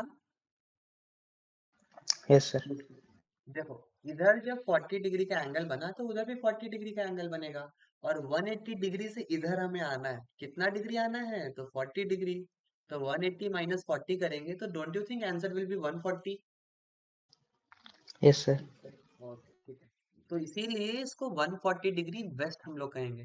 चलो very good, I hope meridians का एंटी मेरिडियंस निकालना सीख गए होगे। हम और क्वेश्चंस अभी देंगे आज घर पे प्रैक्टिस करने के लिए, ताकि मेरिडियंस का एंटी मेरिडियन निकालना सीख लें। ये बहुत बेसिक है एंड बहुत इजी है। हमेशा याद रखना, ये बहुत बेसिक है, बहुत इजी है। इस डिस्क रूल में हमें बस एक चीज और सीखना है, जो कि अभी हम आगे चल के बताएंगे। अभी आएगा, बस वो एक चीज है और वो भी बहुत छोटा है, बहुत ज्यादा नहीं है। ऑलराइट। अब यहाँ पे अगर हम लोग ध्यान से देखें तो यहाँ पे ये हमें अगला लाइन क्या लिखा हुआ है उस पे आते हैं। Places situated on same meridians are north south to each other. अब इसका मतलब क्या है? इसका मतलब समझने के लिए हम लोग आते हैं अपने उस वाले पिक्चर पे जिसपे हमारा काइंड ऑफ मेरिडियन बना हुआ था सारा। ऑलराइट वेट, ये रहा। अब इसमें से कोई एक मेरिडियन को पकड़ते हैं, बाकी मेरिडियन को इरेज करते हैं ताकि हमें ज्यादा कंफ्यूजिव ना रहे। सिर्फ 10 डिग्री ईस्ट को पकड़ते हैं, ये 000 डिग्री को भी भूल जाओ। ये वाला मेरिडियन समझ लो कि ये जो मेरिडियन है वो 10 डिग्री ईस्ट है। अब 10 डिग्री ईस्ट में हम लोग टोटल दो जगह को देखते हैं। एक जगह हमारा मान लो ये है, जो कि है प्लेस ए, और एक जगह हमारा ये है जो कि है प्लेस बी। क्या प्लेस ए और प्लेस बी सेम मेरिडियन पे है? Then the answer is yes. लेकिन दोनों सेम लोकेशन पे है? नहीं, दोनों अलग अलग है। दोनों एक दूसरे के नॉर्थ और साउथ में है। एक ऊपर वाला नॉर्थ में है तो नीचे वाला जो है वो साउथ में है। तो अगर दो प्लेसेस आपके सेम मेरिडियंस पे हो तो दोनों एक दूसरे से नॉर्थ और साउथ में होते हैं, जो कि आपका सेम चीज आपके बुक में यहाँ पे लिखा हुआ है, that places situated on the same meridians are north south to each other. इसमें भी कोई गड़बड़ नहीं होना चाहिए। ठीक है। एक और कॉन्सेप्ट पे आते हैं जिसको हम बहुत अच्छे से बता रहे होंगे, इसको भी ध्यान से समझना। हम लोग बचपन से एक चीज देखते हुए आ रहे हैं कि हर जगह का टाइम जो है वो आपका अलग अलग होता है। अभी लेट्स से हमारे अफ्रीका में कोई और टाइम हो रहा है, ऑस्ट्रेलिया में कोई और टाइम हो रहा है, हमारे चाइना में कोई और टाइम हो रहा है, हमारे ब्राजील में कोई और टाइम हो रहा है। तो हर जगह पे टाइम अलग अलग होता है। ये टाइम का भी चैप्टर इन डिटेल हमें बाद में अच्छे से पढ़ना है। लेकिन इस टाइम को अलग अलग जगह पे किस तरीके से बांटा गया है? तो टाइम को भी बांटा गया है आपके मेरिडियंस के तरीके से। ये फ्यूचर में जब आप आगे वाले चैप्टर्स में आओगे तो इसमें बहुत इन डिटेल में टाइम निकालना भी सीखोगे कि कैसे निकालते हैं। लेकिन अभी ये समझो, पहली चीज तो ये, हर जगह पे टाइम अलग होता है। इंडिया पे टाइम अलग है, आपके लेफ्ट वाला जो कंट्रीज है, चाहे अफगानिस कंट्रीज, पाकिस्तानीज कंट्रीज है, उनका भी टाइम अलग है। हर जगह पे टाइम उनके मेरिडियंस के हिसाब से नापा जाता है। तो लेट्स से अभी जो आपका एक मेरिडियन यहाँ पे दिख रहा है 80 डिग्री ईस्ट, यहाँ पे टाइम कोई और हो रहा होगा। 70 डिग्री ईस्ट, यहाँ पे टाइम कोई और हो रहा होगा। 60 डिग्री ईस्ट, यहाँ पे टाइम कोई और हो रहा होगा। तो इस तरीके से हर मेरिडियन पे टाइम अलग अलग होता है। इसीलिए आपका यहाँ पे ये लिखा गया है कि दो प्लेसेस जो हैं, अगर वो अलग अलग मेरिडियन पे है any two places on a same meridian, sorry, अगर दो प्लेसेस सेम मेरिडियन पे, सेम मेरिडियन कहने का मतलब, लेट्स सपोज एक मेरिडियन पकड़ते हैं हम लोग 80 डिग्री ईस्ट। मान लो एक 80 डिग्री ईस्ट पे एक इंसान श्रीलंका में है, और एक इंसान 80 डिग्री पे समवेयर यहाँ पे है जो कि मध्य प्रदेश में है। दोनों में क्या कॉमन है? जो श्रीलंका में है और जो मध्य प्रदेश में है, एक ही बात कॉमन है कि दोनों सेम मेरिडियन पे है। तो दोनों इंसान का जो अभी कॉमन टाइम होगा, जो कि एविएशन का जो कॉमन टाइम होता है, उसको यूटीसी कहते हैं। इसके बारे में भी इन डिटेल पढ़ना है, डोंट वरी। तो दोनों इंसान का जो कॉमन टाइम होगा वो सेम होगा। अब मान लेते हैं कि एक इंसान लेट्स से यहाँ पे समवेयर पाकिस्तान में है, और एक इंसान समवेयर यहाँ पे चाइना में है। एक पाकिस्तान 60 डिग्री ईस्ट, और एक चाइना जो कि है 100 डिग्री ईस्ट। क्या दोनों पे टाइम सेम होगा या डिफरेंट होगा? बताओ। Different. क्यों डिफरेंट होगा? क्योंकि दोनों अलग अलग मेरिडियंस पे है। Very good. अगर दोनों सेम मेरिडियन पे दो जगह होते हैं तो दोनों का टाइम सेम होता, ये चीज याद रखना है। यही चीज यहाँ पे लिखा गया है। तो हर मेरिडियन पे जो टाइम है वो अलग अलग होता है। हर 15 डिग्री जाने पे 1 घंटा बढ़ता है। हर 15 डिग्री जाने पे 1 आवर बढ़ता है। अभी फिलहाल के लिए ये चीज को नोट नहीं करना है कॉपी में, और नोट्स में भी नहीं बनाना है। जब फर्दर टाइम का चैप्टर आएगा, कैलकुलेशन सिखाएंगे, वहां पे आएगा। अभी इसको नहीं लिखना है। मतलब ये कि अगर एक मेरिडियन हमारा ये है और एक मेरिडियन हमारा ये है, लेट्स सपोज ये है हमारा 30 डिग्री का मेरिडियन और ये है 45 डिग्री का मेरिडियन। दोनों में अंतर कितना डिग्री का? 15 डिग्री का। अगर दोनों में 15 डिग्री का अंतर है तो दोनों में टाइम का कितना अंतर होगा? अगर यहाँ 2 बज रहा है तो यहाँ 3 बज रहा होगा, मतलब 1 घंटे के टाइम का अंतर होता है। चलो, मुझे ये बताओ कि अगर इस पिक्चर को दिखाएं, जैसे अभी हम क्वेश्चंस बना रहे थे, एक मेरिडियन और एंटी मेरिडियन का क्वेश्चन बना रहे थे, याद होगा। तो अगर मेरिडियन और एंटी मेरिडियन का क्वेश्चन बना रहे थे, उसमें क्या कॉमन था? एक सर्कल पहले बनाते थे, दो पार्ट में डिवाइड करते थे, एक 0 0 0 डिग्री, ऊपर वाला 180 डिग्री, इधर वाला ईस्ट और इधर वाला वेस्ट। अगर मेरिडियन यहाँ आ रहा है तो उसका एंटी मेरिडियन लगभग यहाँ आ रहा है, और सेंटर से एकदम लाइन ऐसे पास हो रहा था। तो मेरिडियन और एंटी मेरिडियन के बीच में कितना डिग्री का एंगल बन रहा है, बताओ? 180। Yes, very good. मेरिडियन और एंटी मेरिडियन में 180 डिग्री का एंगल बनता है, क्योंकि दोनों इक्वल अपोजिट है। इसीलिए दोनों के बीच में जो टाइम का अंतर होता है वो होता है 12 घंटे का। जो मैंने 15 degree is equal to 1 hour बताया, उसको अगर कन्वर्ट करके देखोगे कि 180 डिग्री कितना आवर का बराबर होता है, तो वो 12 घंटे का होगा। मान लो अगर यहाँ पे रात के 0000 बज रहे हैं, मतलब रात के 24 बज रहे होंगे, तो यहाँ पे सुबह के 12 बज रहे होंगे। टोटल 12 घंटा का अंतर होता है। बस अभी फिलहाल इस चैप्टर में इतना ही टाइम से रिलेटेड जानना है, हमें कन्वर्जन नहीं जानना है। All right. यहाँ पे बताया गया कि अगर हम लोग दो लॉन्गिट्यूड को देखें तो दोनों एक दूसरे से ईस्ट वेस्ट सेपरेटेड रहते हैं। That means two longitudes are separated east west from them.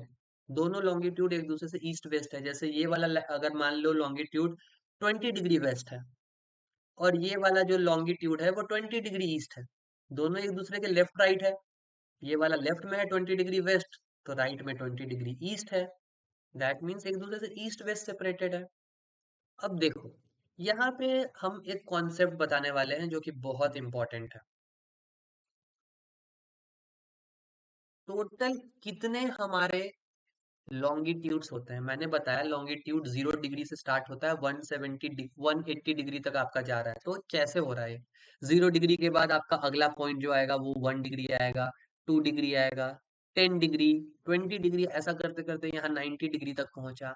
यहाँ फर्दर 100 डिग्री, 160, 170, और फाइनल पॉइंट जो होगा वो इधर का होगा 179 डिग्री। क्योंकि उसके बाद 179 के बाद क्या हुआ कि जीरो का अपोजिट आपको 180 मिल गया। उसी तरीके से वेस्ट के तरफ इधर 1 degree, 2 degree, and all the way up to 179 degree आपका वेस्ट गया, और इधर 179 डिग्री ईस्ट गया। तो अगर हम लोग टोटल नंबर ऑफ लॉन्गिट्यूड्स का बात करें तो 0 0 0 डिग्री का हमारा जस्ट अपोजिट क्या होता है? जस्ट अपोजिट हमारा होगा 180 डिग्री। और अगर हम लोग ईस्टर्ली मेरिडियन का बात करें तो ईस्टर्ली मेरिडियंस स्टार्ट होते हैं कहाँ से? 0 0 1 डिग्री से, और मैक्सिमम कहाँ तक जाते हैं? मैक्सिमम जाते हैं 179 डिग्री ईस्ट तक। सेम अगर वेस्टर्ली का बात करें तो वो भी स्टार्ट होता है 001 डिग्री से और ये जाता है 179 डिग्री वेस्ट तक। ये सिंपल कॉन्सेप्ट था जो कि बताना था मुझे ताकि आपको प्रॉपर आइडिया हो जाए कि मेरिडियंस कितने सारे नेटवर्क्स में फैले हुए हैं। इसमें किसी को कोई दिक्कत? No sir. Very good. आगे बढ़ते हैं। हमारा मेरिडियन वाला जो चीज है वो भी हम लोग काफी अच्छे से समझ गए। फर्दर के पिक्चर्स में देखोगे तो ये इस तरीके से पिक्चर बना हुआ है और यहाँ पे कुछ क्वेश्चंस दिया गया है कि आपको प्लॉट करना है ये प्लेस सरफेस ऑफ अर्थ पे 60 डिग्री ईस्ट कहाँ बनाएंगे और 80 डिग्री ईस्ट। तो ये सिंपल है, ऐसे करके पिक्चर बनाना है। 60 डिग्री ईस्ट कहाँ आएगा? 60 डिग्री ईस्ट लगभग यहाँ आया। 80 डिग्री ईस्ट कहाँ आया? तो 80 डिग्री ईस्ट यहाँ आया। इस तरीके से सेंटर से दोनों का एंगल बना लेंगे। ये एंगल हुआ हमारा 60 डिग्री का, इसलिए इसको 60 डिग्री ईस्ट कहा। 80 डिग्री ईस्ट बनाना है तो ये वाला लाइन ऐसे ज्वाइन करेंगे। ये पूरा एंगल 80 डिग्री का हुआ, इसलिए इसको 80 डिग्री ईस्ट का। इस तरीके से क्वेश्चन बुक में भी दिया हुआ है और हम तो रेगुलर बेसिस पे क्वेश्चंस देते भी रहेंगे जो कि सॉल्व करते रहना है ताकि हमारा कॉन्सेप्ट अच्छा हो जाए। अब जिस तरीके से मैंने बार बार ये मैंने दिखाया है, ये पर्टिकुलर पूरा चीज में लंबे लंबे लाइन को लॉन्गिट्यूड्स कहते हैं। बट बहुत सारा लाइन इस तरीके से आपको दिख रहा होगा जो कि लेटा हुआ है। अब ये भी तो लाइन पढ़ना इंपॉर्टेंट है, इसको तो देखे ही नहीं। तो ये जो लेटे हुए लाइंस है इन्हीं का नाम जो मिलता जुलता है।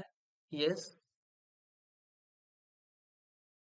एनीवन? सर वो वो क्वेश्चन था ना, प्लॉट द था। तो जो वहाँ पे डिग्री दिया हुआ था, तो like हम लोगों को कैसे पता चलेगा कि मेरिडियन बनाना है या एंटी मेरिडियन बनाना है? देखो, मेरिडियन बनाना है या एंटी मेरिडियन बनाना है वो क्वेश्चन में लिखा होगा। अभी क्वेश्चन में सिर्फ और सिर्फ ये हमें बोला गया है कि आपको 60 डिग्री ईस्ट और 80 डिग्री ईस्ट बनाना है। अभी तो एंटी मेरिडियन का जिक्र नहीं किया गया है। अगर क्वेश्चन में साफ साफ ये लिखा गया है कि इन पर्टिकुलर मेरिडियन का एंटी मेरिडियन बनाओ तो एंटी मेरिडियन में जस्ट अपोजिट बना देंगे। अगर पूछ ही नहीं रहा है, सिर्फ पूछ रहा है कि मेरिडियन बनाओ, तो सिर्फ और सिर्फ मेरिडियन बनाएंगे। अभी एंटी मेरिडियन का जिक्र नहीं है, कहीं पे लिखा हुआ एंटी मेरिडियन नहीं ना। Okay sir. ठीक है, तो जब मेरिडियन है तो नॉर्मल प्लॉट करेंगे, अगर एंटी मेरिडियन है तो वही डिस्क rule just equally and opposite वाला चीज निकाल लेंगे। क्लियर हुआ? Yes sir.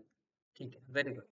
तो अभी I was on to this topic कि ये जो लेटे लेटे हुए लाइंस हैं इसको हम लोग लैटिट्यूड्स कहते हैं। इनका वर्ड इनके नाम से मिलता है, लेटे हुए लाइन, दैट मीन्स लैटिट्यूड। और लैटिट्यूड्स के बारे में थोड़ा सा समझते हैं। ठीक है, latitude is a measurement on a globe of location north south of the equator. Latitude हर वैसे लाइन को बोलते हैं जिसको मेजरमेंट करते हैं कि वो इक्वेटर से कितना नॉर्थ या कितना साउथ है। अगर इस पिक्चर को ध्यान से देखोगे तो इसमें बीच का ये जो सेंटर का लाइन बना हुआ है ये 0 डिग्री है, ये इक्वेटर है। और इसी से कोई भी जगह कितना ज्यादा ऊपर में है, मतलब कितना ज्यादा आपका नॉर्थ में है या फिर कितना ज्यादा नीचे है साउथ में है, इसी को हम लोग लैटिट्यूड कहते हैं। अब जितने भी लाइंस है वो लाइंस एक दूसरे के पैरेलल है। पैरेलल एक नया टर्म आया। आई नो मैथ्स में पहले आप लोगों ने देखा होगा, बट इट्स माई रिस्पॉन्सिबिलिटी कि मैं हर एक टर्म के बारे में आपको क्लैरिफाई करूं। अब मैंने यहाँ पे दो लाइन बनाया, एक लाइन ये बनाया, एक ब्लू कलर का लाइन मैंने ये बनाया। फिर मैंने एक लाइन काइंड ऑफ ऐसा बनाया और एक ब्लू कलर का लाइन ऐसा बनाया। अगर ये दोनों पिक्चर को देखें, पिक्चर वन और पिक्चर टू को, तो इसमें जो हमारा पिक्चर वन है वो पैरेलल लाइन नहीं है क्योंकि वो दोनों एक दूसरे को इंटरसेक्ट कर रहा है। बट पिक्चर टू को देखें जो नीचे वाला है, ये दोनों एक दूसरे को कभी इंटरसेक्ट ही नहीं करेंगे, इसलिए इनको पैरेलल लाइंस कहते हैं। आपके जितने भी लैटिट्यूड्स होते हैं ना वो सारे के सारे पैरेलल है, इसीलिए इनको पैरेलल ऑफ लैटिट्यूड्स भी कहते हैं, इसलिए कंफ्यूज नहीं होना है। अब जितना भी लैटिट्यूड्स को देखोगे तो सिर्फ और सिर्फ 0 डिग्री जो है वो सबसे बड़ा लैटिट्यूड है, इसीलिए वो ग्रेट सर्कल है। बाकी जितने भी लैटिट्यूड है वो ग्रेट सर्कल नहीं है क्योंकि वो छोटे होते जा रहे हैं और उनका सेंटर अलग होते जा रहा है। और कोई भी एक ऐसा सर्कल जो कि अर्थ पे बना हुआ हो और उसका सेंटर और रेडियस अर्थ के बराबर ना हो, उसको क्या कहते हैं? Small great circle. Small circle. Great circle का नाम नहीं लेना, सिर्फ small circle. Very good, that was correct. तो उसको स्मॉल सर्कल कहते हैं। दैट मीन्स सारे पैरेलल ऑफ लैटिट्यूड हैं वो आपके काइंड ऑफ एक स्मॉल सर्कल है। तीसरा लाइन में देखिए तो ये बताया गया कि लैटिट्यूड का डायरेक्शन या तो 90 डिग्री होता है या तो 270 होता है। चलो कोई भी लैटिट्यूड को पकड़ते हैं, 30 डिग्री नॉर्थ। अब 30 डिग्री नॉर्थ को अगर ध्यान से देखें तो एक इधर की तरफ जा रहा है कि इधर की तरफ जा रहा है। अगर इधर की तरफ ऐसे जा रहा है तो ईस्ट की तरफ मतलब 90 डिग्री, इधर की तरफ जा रहा है मतलब वो वेस्ट की तरफ जा रहा है, दैट मीन्स 270 डिग्री। ये भी चीज हमें समझ में आया। अगला पॉइंट ये लिखा गया है, places situated on the same parallel of latitude are east-west direction to each other. That means to say, let let's come over here. थोड़ा सा इधर आता है। अब हम लोग दो प्लेसेस को ले लेते हैं और दोनों प्लेसेस को अज्यूम करते हैं कि दोनों प्लेसेस आपका एक ही पैरेलल ऑफ लैटिट्यूड है। आई होप यहाँ पे पिक्चर हो। अच्छा ठीक है, यहाँ पे पिक्चर नहीं है। Let me take this picture.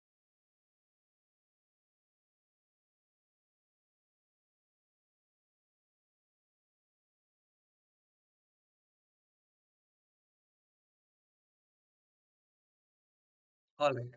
अब हम लोग एक ऐसा स्पेशल कोई भी एक लैटिट्यूड को पकड़ते हैं। लेट्स सपोज इस बार हमने 30 डिग्री साउथ को पकड़ा। मैंने इसको हाईलाइट किया स्पेशली ताकि अच्छे से ये दिखे, हाईलाइटेड लगे। अब इसमें दो प्लेसेस को लेते हैं, कोई भी दो प्लेस, एक प्लेस यहाँ लिया, एक प्लेस यहाँ लिया। क्या दोनों प्लेस सेम लैटिट्यूड पे है? ऑफ कोर्स 30 डिग्री साउथ पे, लेकिन दोनों अलग अलग है। तो दोनों एक दूसरे से कैसे अलग है? तो एक लेफ्ट में है और एक राइट में है। एक लेफ्ट में है, एक राइट में है। लेफ्ट कहने का मतलब एक हमारा कहाँ है? वेस्ट में है। और एक हमारा कहाँ है? ईस्ट में है। तो अगर दो जगह एक ही लैटिट्यूड पे हो तो दोनों एक दूसरे से लेफ्ट और राइट में होते हैं, यानी कि दोनों एक दूसरे से ईस्ट और वेस्ट में होते हैं। इस लाइन का मतलब आपका वो हुआ। ठीक है, आगे आते हैं। यहाँ पे ये बताया गया कि जितने भी पैरेलल ऑफ लैटिट्यूड होते हैं वो सारे मेरिडियन को 90 डिग्री के एंगल पे कट करते हैं।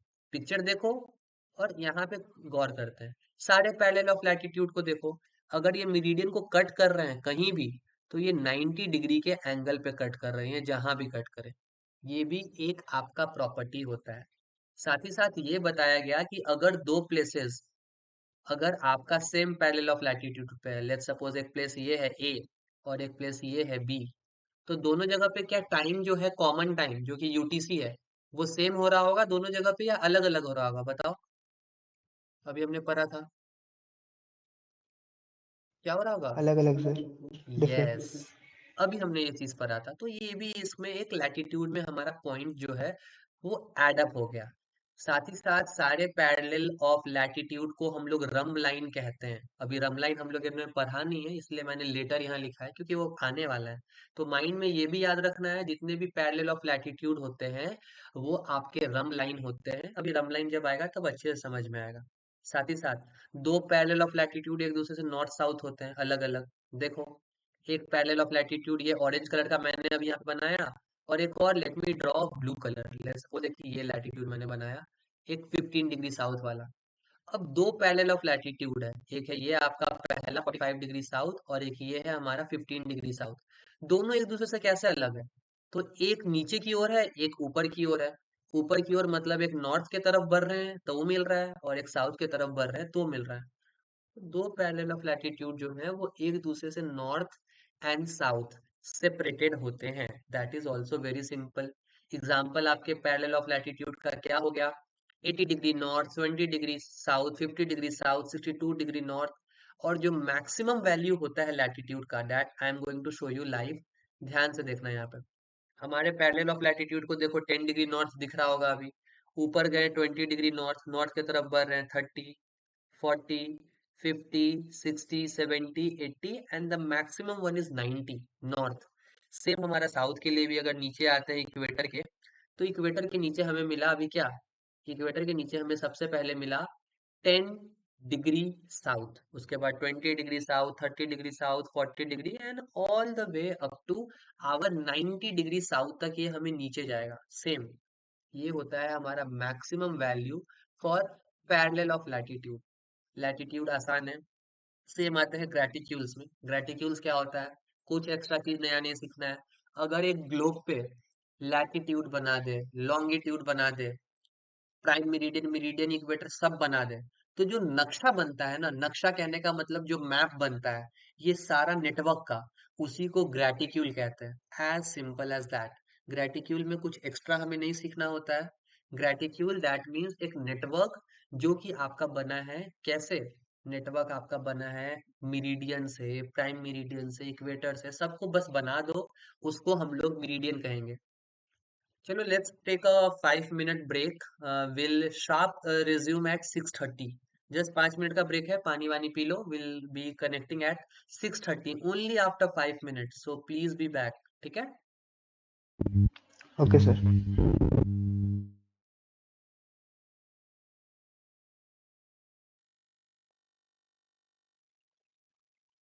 Hello, am I Yes, sir. audible properly to everyone? Yes, Yes, sir. sir. All right, my screen is visible ना? Yes, sir. ठीक है। रम लाइन को पढ़ते हैं कि रम लाइन हमारा क्या होता है। अभी तक हम लोग बहुत सारे चीज में देखे कि इक्वेटर भी हमारा एक रम लाइन है, हमारा लैटिट्यूड्स भी रम लाइन है, और मैं बार बार बोल रहा था कि रम लाइन हम लोग बाद में देखेंगे। तो रम लाइन के कॉन्सेप्ट को समझने का टाइम आ गया, जो कि बहुत सिंपल है, बहुत इजी है। कोई भी एक ऐसा कर्व लाइन हम लोग बनाते हैं, कर्व कहने का मतलब एक ऐसा लाइन जो कि सीधा ना हो, जो कि मुड़ रहा हो। तो कोई भी एक हम लोग ऐसा कर्व लाइन अगर अर्थ पे बनाएंगे जो कि सारे मेरिडियन को सेम एंगल्स पे कट करे, तो उसको हम लोग रम लाइन कह सकते हैं। For example, simple as that, इसको रखते हैं कि ये मान लो हमारा काइंड ऑफ ये पूरा हमारा अर्थ बना हुआ है, normal longitude latitude proper graticule है, क्योंकि सब कुछ है। अब इसमें एक नॉर्मल मैंने एक रेगुलर कर्व लाइन कुछ इस तरीके का मैंने बनाया, और ये कर्व लाइन अगर सारे मेरिडियंस को, मतलब यहाँ यहाँ जहां भी कट कर रहा हो, यहाँ यहाँ हर जगह पे, अगर ये मेरिडियन को सेम एंगल पे कट अगर कर रहा है, तो ऐसे लाइन को हम लोग रम लाइन कहते हैं। अभी हमने कॉन्सेप्ट एक पढ़ा था कि हम लोग इक्वेटर को रम लाइन कहते हैं। अब ध्यान से देखते हैं कि इक्वेटर रम लाइन क्यों है। रम लाइन होने के लिए क्या प्रॉपर्टी होना चाहिए? रम लाइन होने के लिए ये प्रॉपर्टी होना चाहिए कि that a line should cut all meridians at same angle, same यानी कि इक्वल एंगल पे कट करना चाहिए। इक्वेटर को मैंने अभी बोल दिया कि इक्वेटर एक रम लाइन है। ध्यान से देखो कि इक्वेटर सारे लाइन को सेम एंगल पे कट कर रहा है कि नहीं, सारे मेरिडियन को सेम एंगल पे कट कर रहा है कि नहीं, ये इक्वेटर है। अब इक्वेटर देखो जहां जहां से पास हो रहा है, ये सारे मेरिडियन को सेम एंगल पे कट कर रहा है, इसीलिए हम लोग इक्वेटर को एक रम लाइन कहते हैं। तो हर चीज जो लिखा हुआ है ना, वो ऐसे ही लिखा हुआ नहीं है, हर चीजों के पीछे एक प्रॉपर कॉन्सेप्ट होता है। सबको बस समझने की जरूरत है। याद करने से मतलब रटने से फॉर श्योर रट लोगे, लेकिन मतलब पता है ना, तो इन फ्यूचर कभी किसी भी चीज का प्रॉब्लम नहीं होगा। अगर सामने वाले को अगर फर्दर इंटरव्यू एंड ऑल कुछ भी होता है, तो you will be able to explain them with proper ease. तो उनको भी लगेगा कि हाँ, नॉलेजेबल इंसान मेरे पास आया है, so that is ultimately going to help you. तो memorizing is not the key for a long run. You should have the concept. That is what I am telling you again and again. पहला line हमारा हो गया। पहला line में एक और चीज लिखा हुआ था, इफ यू विल नोटिस, कि रम लाइन को एक लाइन ऑफ कांस्टेंट डायरेक्शन कहते हैं। मतलब वो डायरेक्शन चेंज नहीं करता, वो कांस्टेंट जाता है। एग्जांपल के तौर पे इक्वेटर को देख ले, इक्वेटर कांस्टेंट जा रहा है। अगर इधर ऐसे जा रहा है, इधर इतना इंक्लाइन है, तो ये ऐसे ही बढ़ रहा है। और अगर इधर ऐसे जा रहा है ईस्ट की तरफ, तो वो भी ऐसे जा रहा है। इसीलिए it's a kind of a line of constant direction. Rhumb line जरूरी नहीं कि ऐसा ही हो, रमलाइन हम ऐसे भी बना सकते हैं, ये भी रमलाइन हो सकता है। सवाल ये है कि वो सारे मेरिडियन को सेम एंगल पे कट करे, तो उसको हम लोग रम लाइन कह सकते हैं। आगे के रम लाइन के पॉइंट्स को अगर देखें यहाँ पे ध्यान से, तो क्या क्या लिखा गया है कि अगर आपका रम लाइन जिसका डायरेक्शन 90 डिग्री और 270 डिग्री है, एक ऐसा रम लाइन जिसका एंगल 90 डिग्री और 270 डिग्री है, तो उसको हम लोग क्या कहते हैं? पैरेलल ऑफ लैटिट्यूड या फिर इक्वेटर। चलो पैरेलल ऑफ लैटिट्यूड और इक्वेटर को देखते हैं। तो अगर हम लोग पैरेलल ऑफ लैटिट्यूड को देखें और इक्वेटर को देखें, सबका डायरेक्शन अगर हम लोग देखें, या तो ईस्ट की तरफ जाता है या तो वेस्ट की तरफ जाता है, सब कोई या तो ईस्ट की तरफ या तो वेस्ट की तरफ। इसीलिए इसको कहते हैं कि आपके जितने भी पैरेलल ऑफ लैटिट्यूड है, इक्वेटर है, उसको रम लाइन भी कहेंगे, क्योंकि वो सारे मेरिडियन को सेम एंगल पे काट रहे हैं। प्लस उनका डायरेक्शन या तो 090 डिग्री या तो 270 डिग्री होता है आपका। ठीक है। एक ये वाला पॉइंट छूट गया जो कि इम्पोर्टेंट है, आपके थ्योरेटिकल क्वेश्चंस में आ सकते हैं। थ्योरेटिकल मतलब जो कि वर्ड वाले होते हैं, जिसमें आपको समझ के बनाना रहता है। सबसे पहले ये बताया गया कि ऐसे rhumb line which cut the meridians at oblique angle, मतलब जितने भी रमलाइन हैं जो कि ऑब्लिक एंगल पे कट कर रहे होंगे मेरिडियंस को। ऑब्लिक कहने का मतलब जो कि 90 डिग्री से कम हो। यहाँ पे जितना भी राम लाइन था ये सब 90 डिग्री पे कट कर रहा था, हमारा 90 डिग्री 90 डिग्री 90 डिग्री पे कट कर रहा था। लेकिन जरूरी नहीं कि यही राम लाइन हो। मैंने बताया ना कि राम लाइन आपका नॉर्मल रेगुलर कर्व लाइन हो सकता है, जो कि सारे मेरिडियन को सेम एंगल पे कट करे। लेट्स सपोज यहाँ पे 30 डिग्री 30 डिग्री 30 डिग्री के एंगल पे कट कर रहा है। कोई भी एक ऐसा एंगल जो कि 30 डिग्री से कम पे कट करे उसको ऑब्लिक एंगल कहते हैं। यहाँ पे क्या बताया गया, rhumb line which cut the meridians at oblique angle, angle which is not 90 degree, वैसे वैसे कर्व को हम लोग लॉक्सोड्रोमिक कर्व कहते हैं। एक नाम बस दे दिया गया है, लॉक्सोड्रोमिक कर्व। और लॉक्सोड्रोमिक कर्व का फोटो यहाँ पे बना हुआ है, ये देखो। एंगल भी बनाया गया है, एंगल देख रहे हो 90 डिग्री से कम है। और ये बाद में जाके अल्टीमेटली ये पोल्स में मिल जाता है। इसीलिए इसको हम लोग ये भी कहते हैं कि विच स्पाइरल टुवर्ड्स द पोल्स। तो बस कुछ कुछ नए वर्ड्स दिए गए हैं जिसको याद रखना है, एक लॉक्सोड्रोमिक कर्व, एक ऑब्लिक एंगल, और ये स्पाइरल होके पोल्स पे चला जाता है। Nothing at all. फिर आगे देखते हैं, only one rhumb line can be drawn through 2 points on earth surface. जिस तरीके से अर्थ पे अगर 2 पॉइंट लेते थे और सिर्फ एक ग्रेट सर्कल बनता था, उसी तरीके से उन 2 पॉइंट्स पे सिर्फ एक रम लाइन भी बन पाएगा, उससे ज्यादा नहीं बन पाएगा। Alright, rhumb line is always greater than great circle distance, but in case of meridian and equator the distance of great circle and rhumb line is same. अब ये बहुत इंपॉर्टेंट पॉइंट लिखा गया है जिसको हम स्पेशली बताना चाहेंगे। देखो, अगर याद हो तो हम थोड़ी देर पहले ये बताए थे, अगर दो चीजों के बीच के पॉइंट्स को प्लॉट करते हो, लेट्स सपोज, अभी इस पे उतना कंसंट्रेट मत करना, बस जितना बता रहे हैं उतना ध्यान देना। लेट्स सपोज हमारा एक प्लेस ए है, ए का कोऑर्डिनेट्स लिखा गया है 20 degree north and 40 degree east, और उसी का कोऑर्डिनेट बी लिखा गया है हमारा, लेट्स सपोज ये दिया गया है हमें 20 degree north and 60 degree east. इन दोनों को हम प्लॉट करते हैं। हम प्लॉट करना भी सिखाएंगे, डोंट वरी, बहुत आसान है, वो भी सिखाएंगे। तो एक 20 डिग्री नॉर्थ बना लेते हैं जो कि दोनों में कॉमन है, 20 डिग्री नॉर्थ ये बना लिया। और उसके बाद दो मेरिडियन बना लेते हैं, एक है लेफ्ट वाला 40 डिग्री ईस्ट, ये बनाया मैंने 40 डिग्री ईस्ट, और ये बनाया मैंने 60 डिग्री ईस्ट। ये सिंपल मैंने बनाया ऐसे। कैसे बनाते हैं, क्यों स्ट्रेट लाइन बनाया, सब आने वाला है, डोंट वरी। तो ये जो बीच का पॉइंट है, ये पॉइंट को कहेंगे, 20 डिग्री नॉर्थ वाला भी है और ये 40 डिग्री ईस्ट वाला है, तो ये पॉइंट हमारा ए हो गया। और ये वाला जो आपका पॉइंट है that is 20 degree north and 60 degree east, मतलब ये पॉइंट बी हो गया। और क्योंकि ये नदर्न हेमिस्फेयर में है तो नदर्न पोल ऊपर होगा। और ग्रेट सर्कल के बारे में मैंने बताया था कि ये कॉन्वेक्स टू द नियरर पोल होता है, मतलब ग्रेट सर्कल का लाइन कुछ ऐसा बनेगा, कुछ ऐसा। तो ये जो रेड वाला लाइन है दैट इज ग्रेट सर्कल। मैंने ये भी बताया था, ग्रेट सर्कल का एक खासियत होता है कि अगर दो जगह के बीच में आपको जाना है ए से बी, तो नजदीक वाला जो रास्ता है वो ग्रेट सर्कल है। मतलब अगर ए से बी जाना है तो हमारा प्लेन कुछ इस तरीके से खड़ा रहेगा और वो फ्लाई करके समवेयर लाइक दिस जाएगा। ऑफ कोर्स मैंने जिगजैग बनाया, वैसा होगा नहीं, वो कुछ अपना ट्रैक को प्रॉपर फॉलो करेगा, लेकिन ये रास्ते को फॉलो करेगा क्योंकि ये रास्ता छोटा है। अगर हमारा प्लेन ऐसे जाता है, मतलब ये 20 डिग्री नॉर्थ वाले लैटिट्यूड को फॉलो करते हुए जाता है, तो ये रास्ता काइंड ऑफ हमारा बहुत लंबा पड़ेगा, क्योंकि ये रास्ता रमलाइन का है। रमलाइन आपका नॉर्मल क्या होता है, रमलाइन एक पैरेलल ऑफ लैटिट्यूड भी होता है। मैंने बताया था ना कि रमलाइन को आप इक्वेटर भी कह सकते हो, कहते हैं। पैरेलल ऑफ लैटिट्यूड कहने का मतलब 20 डिग्री नॉर्थ 30 डिग्री नॉर्थ, ये सब तो लैटिट्यूड के ही पैरेलल्स है। तो ये सब आपका पैरेलल ऑफ लैटिट्यूड हो गया। अभी हम लोग ऊपर से बना, नीचे से बना हमारा पैरेलल ऑफ लैटिट्यूड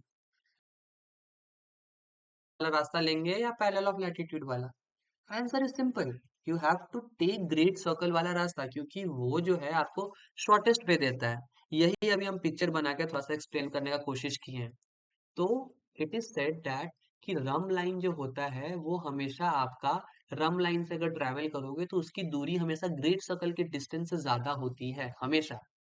ठीक है, ऑलराइट, आगे आते हैं। अब यहाँ पे ध्यान से देखो इस पिक्चर को।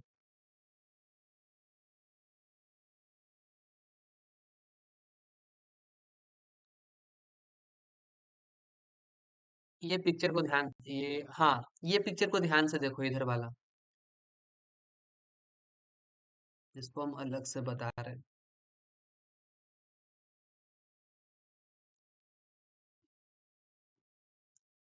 कभी भी पढ़ाई कर रहे होगे ना तो बहुत बेसिक है कि आपको दो प्लेस को प्लॉट करने के लिए आएगा। जैसे प्लेस ए के बारे में लिखा गया है कि प्लेस ए जो है वो 20 डिग्री नॉर्थ है, 30 डिग्री वेस्ट है, और प्लेस बी जो है वो आपका 20 डिग्री नॉर्थ है एंड 60 डिग्री वेस्ट है। ये हम प्लेस ए का जो लिख रहे हैं और बी का लिख रहे हैं, इसको समझने में किसी को प्रॉब्लम हो रहा है क्या? देखो, कोई भी जगह No, कहाँ sir. पे है। यस, बोलो। No, sir. ऑलराइट, देखो, कोई भी जगह कहाँ पे है ना उसको हम लोग कोऑर्डिनेट्स बोलते हैं। उसका लोकेशन कहाँ है उसको हम लोग कोऑर्डिनेट्स कहते हैं। और कोऑर्डिनेट्स किसी भी जगह का हमेशा लैटिट्यूड और लॉन्गिट्यूड दोनों में दिया रहता है। उससे उस जगह का पिन पॉइंट पोजीशन पता चलता है। और उसको प्लॉट करने के दो तरीके होते हैं। एक होता है आपका ऑन अर्थ, जिसको हम लोग कॉन्फॉर्मल भी कहते हैं। ये बहुत बेसिक है। When you will meet lots of aviation guys, trust me, बहुत सारे, मैं सबको तो नहीं बोल रहा हूँ, लेकिन बहुत सारे लोगों से मिलोगे तो बहुत सारे लोगों को इनका कॉन्सेप्ट काइंड ऑफ नहीं पता होता है। काइंड ऑफ, इसीलिए मैं बता रहा हूँ कि इसको ध्यान से पढ़ो। कोई भी जगह को प्लॉट करने का दो ही तरीका होता है। या तो, तरीके और भी हैं, हमें दो पढ़ने हैं। या तो कन्फर्मल तरीका होता है जो कि अर्थ पे है, और या तो मर्केटर चार्ट पे है। सब जैसे जैसे आगे चैप्टर्स में बढ़ोगे सब कुछ और इजी होते जाएगा। तो देखो, कन्फर्मल और मर्केटर चार्ट में क्या अंतर है। कन्फर्मल और मर्केटर चार्ट को हम बहुत अच्छे से बताते हैं क्या अंतर है। देखो यहाँ ध्यान से, ऑलराइट, यहाँ पे देखो। अब बेसिकली क्या है कि हमारा एक अर्थ जो है वो ग्लोब है। ग्लोब कहने का मतलब एक तरह का स्फीयर की तरह है, जिसको अगर चार्ट पे बनाए तो चार्ट पे बनाने का तरीका अलग अलग होता है। एक इंसान ने कुछ इस तरह का चार्ट बनाया, उस साइंटिस्ट का नाम था मर्केटर। जिसने चार्ट बनाया है तो वो अपने चार्ट का नाम रखा मर्केटर। एक और फर्दर फिर फ्यूचर में इंसान आया जो कि कुछ इस तरह का चार्ट बनाया, जिसको लैम्बर्ट चार्ट कहते हैं या फिर कॉन्फॉर्मल भी कह लो। अब ये सवाल का भी कुछ प्रोज है। प्रोज मतलब प्रॉफिट, कुछ कॉन्स है, जो कि आगे चार्ट्स जब पढ़ोगे तो सबके बारे में इन डिटेल पढ़ोगे। उसी तरीके से इस चार्ट का भी कुछ प्रोज है, कुछ कॉन्स है। दोनों चार्ट में अंतर बस इतना है कि रिप्रेजेंट करने का तरीका अलग अलग है। सो मर्केटर चार्ट और कन्फर्मल चार्ट दो अलग अलग तरह के चार्ट्स होते हैं। दोनों में थोड़ा सा डिफरेंस हम दिखाते हैं। देखो, मान लो दोनों में डिफरेंस समझने के लिए देखो, इसमें जितने भी लॉन्गिट्यूड्स हैं वो लॉन्गिट्यूड सारे के सारे सीधे सीधे लाइन है। अगर ये 10 डिग्री ईस्ट है तो उसके बगल वाला 10 डिग्री ये वेस्ट होगा। सब सीधे सीधे लाइन बने हुए हैं। अगर ध्यान से देखो, हम फिर से जूम करके दिखाते हैं। ये देखो, और लैटिट्यूड सारे सीधे सीधे लेकिन पैरेलल इस तरीके से लाइंस बने हुए हैं, मतलब एकदम स्क्वायर के शेप में। बट अगर हम लोग कॉन्फॉर्मल चार्ट को देखें तो इसमें हमारे जितने भी लॉन्गिट्यूड्स हैं वो एकदम सीधे सीधे नहीं है, वो इंक्लाइन है। कुछ ऐसे, कुछ ऐसे, कुछ ऐसे, कुछ ऐसे, इस तरीके से इंक्लाइन होते हैं। दोनों चार्ट अलग अलग है। तो दोनों प्लेस को, अगर आपका प्लेस ए आता है, प्लेस बी आता है, दोनों को दो तरीके से रिप्रेजेंट कर सकते हैं। एक इस चार्ट से कर सकते हैं, एक इस चार्ट से कर सकते हैं। Alright,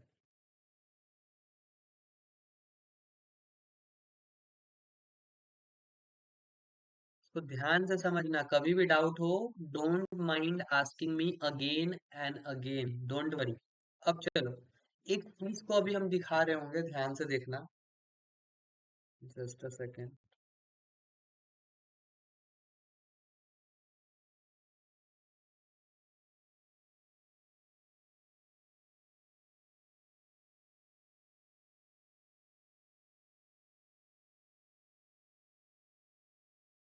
alright. अब ध्यान से देखो, अभी कंसंट्रेट करना है किस पे? तो कंसंट्रेट करना है सिर्फ और सिर्फ लॉन्गिट्यूड्स पे, और किसी पे नहीं कंसंट्रेट करना है। देखोगे तो लॉन्गिट्यूड जो इस पे है, वो ऊपर जाके कहाँ पे मिल रहा है? नॉर्थ पोल में मिल रहा है, और सारे इंक्लाइन है। आपका जो कॉन्फॉर्मल चार्ट्स है वो काइंड ऑफ ऐसा ही होता है, अर्थ की तरह। तो इसमें जितने भी हमारे लॉन्गिट्यूड्स बनेंगे ना, वो नॉर्थ पोल की तरफ झुके रहेंगे। जैसे एक लॉन्गिट्यूड मैंने 10 डिग्री वेस्ट बनाया और इधर 10 डिग्री ईस्ट बनाया, तो आपके लेफ्ट वाले लॉन्गिट्यूड्स इस तरीके से इंक्लाइन रहेंगे और राइट वाले ऐसे इंक्लाइन रहेंगे, सिंपल। लेकिन यही अगर हमको मर्केटर बनाना है, तो मर्केटर में जो हमारा लाइन होगा वो सिंपल सीधा सीधा होगा और कुछ नहीं। अगर लेट्स सपोज हमें सदर्न हेमिस्फेयर में दो मेरिडियन बनाना है, तो साउथ नीचे लिखेंगे, लेफ्ट वाले मेरिडियन को इस तरीके से इंक्लाइन रखेंगे और राइट वाले को ऐसे रखेंगे, और कुछ नहीं, सिंपल इतना ही इसमें समझना है। अभी तक किसी को किसी में डाउट है तो बताओ, हम फिर से रिपीट करते हैं। देखो, कोई भी प्लेस को रिप्रेजेंट करने का दो तरीका होता है, या तो अर्थ पे जिसको कन्फर्मल भी कहते हैं, या तो मर्केटर चार्ट पे। नॉर्थ पोल अगर ऊपर बना रहे हो तो दो मेरिडियन को इस तरीके से इंक्लाइन करके बनाओगे, लेफ्ट और राइट को, अगर अर्थ पे बना रहे हो। और मर्केटर चार्ट पे बना रहे हो तो सीधा सीधा। दोनों चार्ट्स में डिफरेंस क्या है? बात आगे चलोगे तो बहुत डिटेल में पढ़ोगे, बट अभी थोड़ा सा बता देते ताकि आसान हो जाए। जैसे अगर कन्फर्मल चार्ट्स पे दो प्लेस को बना रहे हैं, तो मेरिडियंस जो बनाओगे, जो कि ऊपर पिक्चर में दिख रहा है, मेरिडियन स्ट्रेट है या इंक्लाइन है, बताओ। Incline. Yes, correct. So meridians are incline towards pole. North ऊपर तो नॉर्थ के तरफ इंक्लाइन, साउथ रहता तो साउथ के तरफ इंक्लाइन। कुछ इस तरीके से हमारा इंक्लाइन रहता। So this was about your conformal. Mercator में बनाओगे तो इसमें हमारा जो है स्ट्रेट लाइन होता है मेरिडियन। नोट्स जैसे भी लगे अपने हिसाब से बेस्ट बनाना, अच्छा रहेगा। स्ट्रेट लाइन के मेरिडियन होते हैं। साथ ही साथ मर्केटर में कभी भी ग्रेट सर्कल, अगर सॉरी कन्फर्मल में कभी भी ग्रेट सर्कल बनाते हैं, ग्रेट सर्कल सीधा है या कर्व है? आर स्ट्रेट लाइन, याद रखना। कन्फर्मल में हमेशा ग्रेट सर्कल जो है वो एक हमारा स्ट्रेट लाइन होता है। लेकिन यही मर्केटर का अगर हम लोग बात करें तो इसमें ग्रेट सर्कल जो है are curve, convex to near pole. ये जो दोनों में हम ग्रेट सर्कल के बारे में लिखे, इसमें किसी को दिक्कत? ठीक है। अब ग्रेट सर्कल का बात हो गया, अब रम लाइन का बात करते हैं। अगर इसमें रम लाइन का बात करें और इसमें रम लाइन का बात करें तो कैसा होता है, ये बहुत इंपॉर्टेंट है। इतना अगर हिस्सा समझ गए ना, तो ट्रस्ट मी, प्लॉटिंग करना आधा आ गया।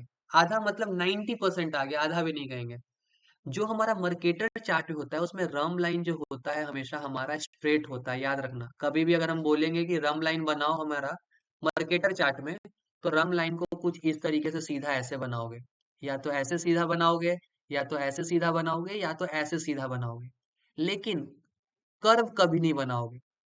यही अगर हम बोले कि रम लाइन को कॉन्फॉर्मल चार्ट में बनाओ, तो रम लाइन जो होता है हमेशा कर्व होता है, और ये जो कर्व है इस बार कॉन्वेक्स नहीं होगा, ये होगा हमारा कर्व कॉनकेव। मतलब आपका जस्ट उल्टा। रम लाइन आपका नदर्न हेमिस्फेयर में इस तरीके से नीचे से जाएगा, ये नदर्न हेमिस्फेयर में। सदर्न हेमिस्फेयर रहता तो ठीक ऊपर से जाता, कुछ ऐसा। ये अंतर समझ में आया सबको? वीडियो देखना वापस पूरे से अच्छे से, और इस पार्ट का जो स्पेशली मैंने यहाँ लिखाया है, इसका नोट्स बना लेना। देखो, थोड़ा सा गलती हुआ है बुक से भी, कि बुक्स में ऑथर ने पहले ही अर्थ के चैप्टर में चार्ट्स को एक्सप्लेन अच्छे से नहीं किया है, लेकिन क्वेश्चन दे रखे हैं। तो बच्चे का जो देखा दिखाया मेथड होता है, रटा हुआ मेथड होता है, उसी से वो करते हैं। लेकिन अगर कॉन्सेप्ट पता हो कि कौन सा चीज कैसे होता है, तो पढ़ाई और भी ज्यादा आसान हो जाता है। इसीलिए इसको नोट्स में अच्छे से लिखना। क्या क्या चीज? किसी भी पॉइंट को दो तरीके से प्लॉट किया जा सकता है, या तो कन्फर्मल मेथड से या तो मर्केटर मेथड से। कन्फर्मल मेथड्स में अगर प्लॉट करें तो मेरिडियंस मतलब लॉन्गिट्यूड्स इंक्लाइन होंगे पोल के तरफ, लेकिन मर्केटर में स्ट्रेट होंगे। ग्रेट सर्कल हमारा कन्फर्मल में स्ट्रेट लाइन होता है, हमारा मर्केटर में कर्व कन्वेक्स टू नियर पोल होता है। रम लाइन का बात करें तो कन्फर्मल में आपका कर्व कनकेव होता है, बट मर्केटर में आपका स्ट्रेट होता है। सबको समझ में आ रहा है यहाँ तक अच्छे से? Yes sir. चलो very good. Yes sir. Don't don't worry, class के बस हम लोग एंड पे आ रहे हैं, हम लोग बहुत ज्यादा भी स्ट्रेस नहीं करेंगे क्योंकि एक दिन में बहुत ज्यादा है, बट एंड पे आ रहे हैं। चलो, अब यहाँ पे जो एक कॉन्सेप्ट लिखा हुआ था ना रम लाइन के बारे में, जो मैंने इतना चार्ट्स के बारे में समझाया, ये समझाने के पीछे मेरा मोटो क्या है, ताकि ये वाला जो लाइन है बहुत अच्छे से समझ में आ जाए। Rhumb lines is concave towards near pole. Rhumb line जो है हमारा कनकेव टुवर्ड्स नियर पोल है। ये पढ़ो मैंने यहाँ क्या लिखा है, कनकेव टुवर्ड्स नियर पोल, ये नॉर्थ पोल है। कनकेव मतलब नीचे से रम लाइन बनेगा। ये क, ये वाला जो हिस्सा होता है इसी को तो कनकेव कहते हैं, और ये पोल के तरफ है जो मैंने लिखा है। तो ये चीज समझ में आ गया होगा कि ये चीज कैसे होता है। सो रम लाइन को हमेशा कहते हैं कि these are curve concave to the near pole, और मर्केटर पे रम लाइन जो है स्ट्रेट लाइन होता है। हम लोग अपना नोट्स को देखते हैं, क्या मर्केटर पे रम लाइन स्ट्रेट मैंने लिखा है, then the answer is yes. तो ये दोनों पॉइंट अब समझ में आ रहा होगा कि कितना आसानी से समझ में आ रहा है, rather than कि हम लोग इस सब लाइंस को रट रहे हैं। ऑलराइट, आगे देखते हैं। All meridians and parallel of latitudes and equator are rhumb line because they have constant direction. Normally, flight of less than 1000 nautical mile fly rhumb line track. Flight for longer distance follow great circle track. ये जो point है इसका आधा हिस्सा मैंने पहले ही समझा दिया है, लेकिन आधा हिस्सा समझना इंपॉर्टेंट है। नॉर्मल जो एक इंसान नेविगेट करता है, नॉर्मल जब एक पायलट फ्लाई करता है तो वो ग्रेट सर्कल ट्रैक को फॉलो करता है। लेकिन अगर दो प्लेस, लेट्स सपोज मैं अर्थ का बात करूँ, ये मैप को देखो, दो प्लेस एक दूसरे से काफी नजदीक है। एक मान लो यहाँ पे है जहां मेरा अभी कर्सर है, और एक यहाँ पे है। अगर दो प्लेस एक दूसरे से काफी नजदीक है तो यहाँ पे ये लॉ वैलिड नहीं होता। कौन सा लॉ? हम लोग क्या करते हैं फ्लाइंग के लिए, ग्रेट सर्कल के रास्ते को फॉलो करते हैं क्योंकि वो नजदीक की दूरी देती है। लेकिन ये तभी वैलिड है जब आप एक जगह से दूसरी जगह जा रहे हो जो एक दूसरे से दोनों जगह लगभग आपका 1000 नॉटिकल माइल से ज्यादा दूर है। अगर आप नजदीक में फ्लाइंग कर रहे हो तो ग्रेट सर्कल फॉलो करने की जरूरत नहीं है, आप रम लाइन का रास्ता फॉलो करो, वो आपको नजदीक का रास्ता देगा। रम लाइन का रास्ता मतलब क्या, एक सीधा रास्ता जो कि मैंने पहले बताया। तो 1000 नॉटिकल माइल से कम हो तो आपको रम लाइन फॉलो करना है, लेकिन लॉन्गर डिस्टेंस है तो उसमें ग्रेट सर्कल है। अभी एक वर्ड सुनाई दे रहा होगा नया, पहली बार, नॉटिकल माइल। आई नो बहुत किसी ने पहली बार भी सुना, मतलब पहले भी सुना होगा, बट स्टिल नॉटिकल माइल को समझो कि नॉटिकल माइल हमारा क्या होता है।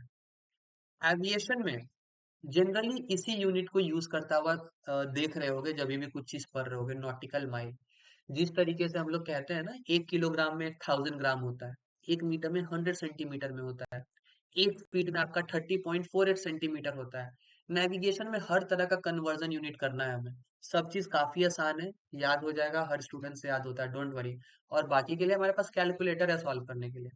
बट नॉटिकल माइल के बारे में हम ये बताना चाहेंगे कि हमारा जो एक नॉटिकल माइल होता है, that is equal to 1.852 kilometres.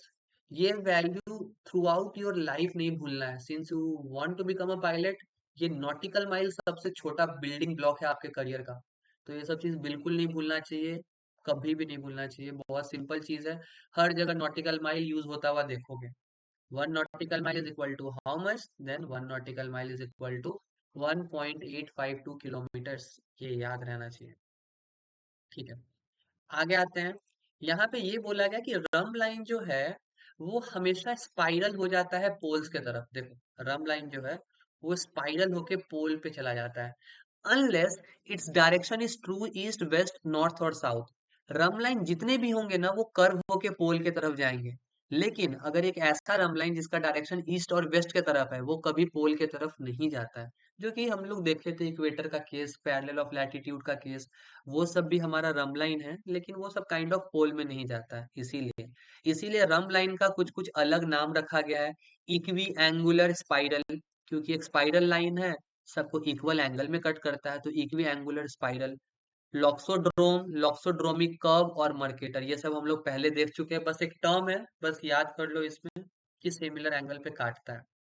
यहाँ पे कुछ पिक्चर्स बना हुआ, अभी तक मैंने जितना बताया ना सबका यहाँ पे रिवाइज हो जाएगा। चलो, ये पिक्चर में ग्रेट लाइन सीधा है, रम लाइन नीचे से गया है। ये कॉन्फॉर्मल चार्ट है या मर्केटर चार्ट है? पहला वाला कंफर्म है। यस, तो पहला वाला नदन हेमिस्फेयर का कॉन्फॉर्मल, दूसरा वाला सदर्न हेमिस्फेयर का कॉन्फॉर्मल, और तीसरा वाला मर्केटर चार्ट है जिसमें आपका ग्रेट सर्कल कर्व बनेगा, रम लाइन ऊपर नीचे से जाएगा। अब एक पिक्चर पे हम कंसंट्रेट करवाना चाहेंगे, बहुत ज्यादा, बहुत इंपॉर्टेंट है इसको समझना। Very simple to understand, very very very simple to understand. देखने में भले ही कॉम्प्लिकेटेड लगे, but trust me, it is very simple to understand. कभी नहीं भूलोगे एक बार हम ये वाला चीज अभी अगर बता दिए तो। देखो, इस पिक्चर को दो अलग अलग केसेस समझ के हम लोग पढ़ेंगे। एक ऊपर में जो हाफ बना हुआ है उसको अलग, और नीचे में जो हाफ बना हुआ है उसको अलग। नॉर्थ हेमिस्फेयर का पहले पार्ट पढ़ते हैं जो कि ऊपर में बना हुआ है, तो ऊपर वाले हाफ को कंसिडर करना। एक है हमारा प्लेस, इधर वाला पॉइंट जो कि है प्लेस ए। बुक में नहीं बना हुआ है, मैं बना के बता रहा हूँ। एक है इधर हमारा पॉइंट प्लेस बी। और अभी हम लोग अज्यूम कर रहे हैं मर्केटर चार्ट को, क्योंकि मर्केटर में रमलाइन स्ट्रेट होते हैं, तो ये मर्केटर का दिया हुआ है। अगर मर्केटर के चार्ट के हिसाब से हम लोग अगर फ्लाइंग करते हैं जो कि जनरली होता है, तो ग्रेट सर्कल हमेशा ऊपर से बनेगा और रम लाइन ऐसे बनेगा। तो मान लो हमारा एक एयरक्राफ्ट है, लेट्स टेक एन एयरक्राफ्ट, एक एयरक्राफ्ट ड्रॉ करते हैं। ऑलराइट, एक एयरक्राफ्ट ड्रॉ करते हैं जो कि ए से बी के तरफ जा रहा है। ये मैंने एक एयरक्राफ्ट यहाँ पे बनाया, ए से बी के तरफ जा रहा है, मतलब वो फ्लाई ऐसा ऐसा करते हुए ये कुछ इस तरीके से जाएगा। तो स्टार्टिंग में एयरक्राफ्ट का डायरेक्शन किधर की तरफ पॉइंट कर रहा है? डोंट यू थिंक ये नॉर्थ और ईस्ट के बीच में लगभग 30 डिग्री की तरफ पॉइंट कर रहा है? कर रहा है ना? तो ये अपने जर्नी की स्टार्टिंग में इसका हेडिंग जो है वो 30 डिग्री है, जो कि यहाँ लिखा गया है। जब ये जर्नी के बीच में रहेगा, तो इसका जो एयरक्राफ्ट का जो नोज का जो डायरेक्शन रहेगा, जिधर की तरफ ये देख रहा है, मतलब हेडिंग, उस समय इसका बीच में हेडिंग रहेगा 90 डिग्री। और जैसे ही अपने डेस्टिनेशन पे पहुंचेगा, इसका हेडिंग लगभग 150 डिग्री रहेगा। मतलब अगर आप नदर्न हेमिस्फेयर में हो और आप लेफ्ट से राइट जा रहे हो, नदर्न हेमिस्फेयर में हो और आप लेफ्ट से लेफ्ट टू राइट जा रहे हो, आपका हेडिंग का वैल्यू बढ़ रहा है या घट रहा है? 30 था, 90 हुआ, 150 हुआ, तो इसको बढ़ना कहेंगे या घटना कहेंगे? बताओ। बढ़ना। Yes. So whenever you are in the northern hemisphere and you are following the great circle track and you are going from left to right, your heading will increase. Similarly, अगर right से left आए तो ठीक उसका उल्टा होगा, जिसको हम लोग कहेंगे कि हमारा हेडिंग जो है वो रिड्यूस हुआ है, क्योंकि पहले 150 रहेगा, फिर 90 रहेगा और फिर 30 रहेगा। ये सबको समझ में आया है? किसी को डाउट है?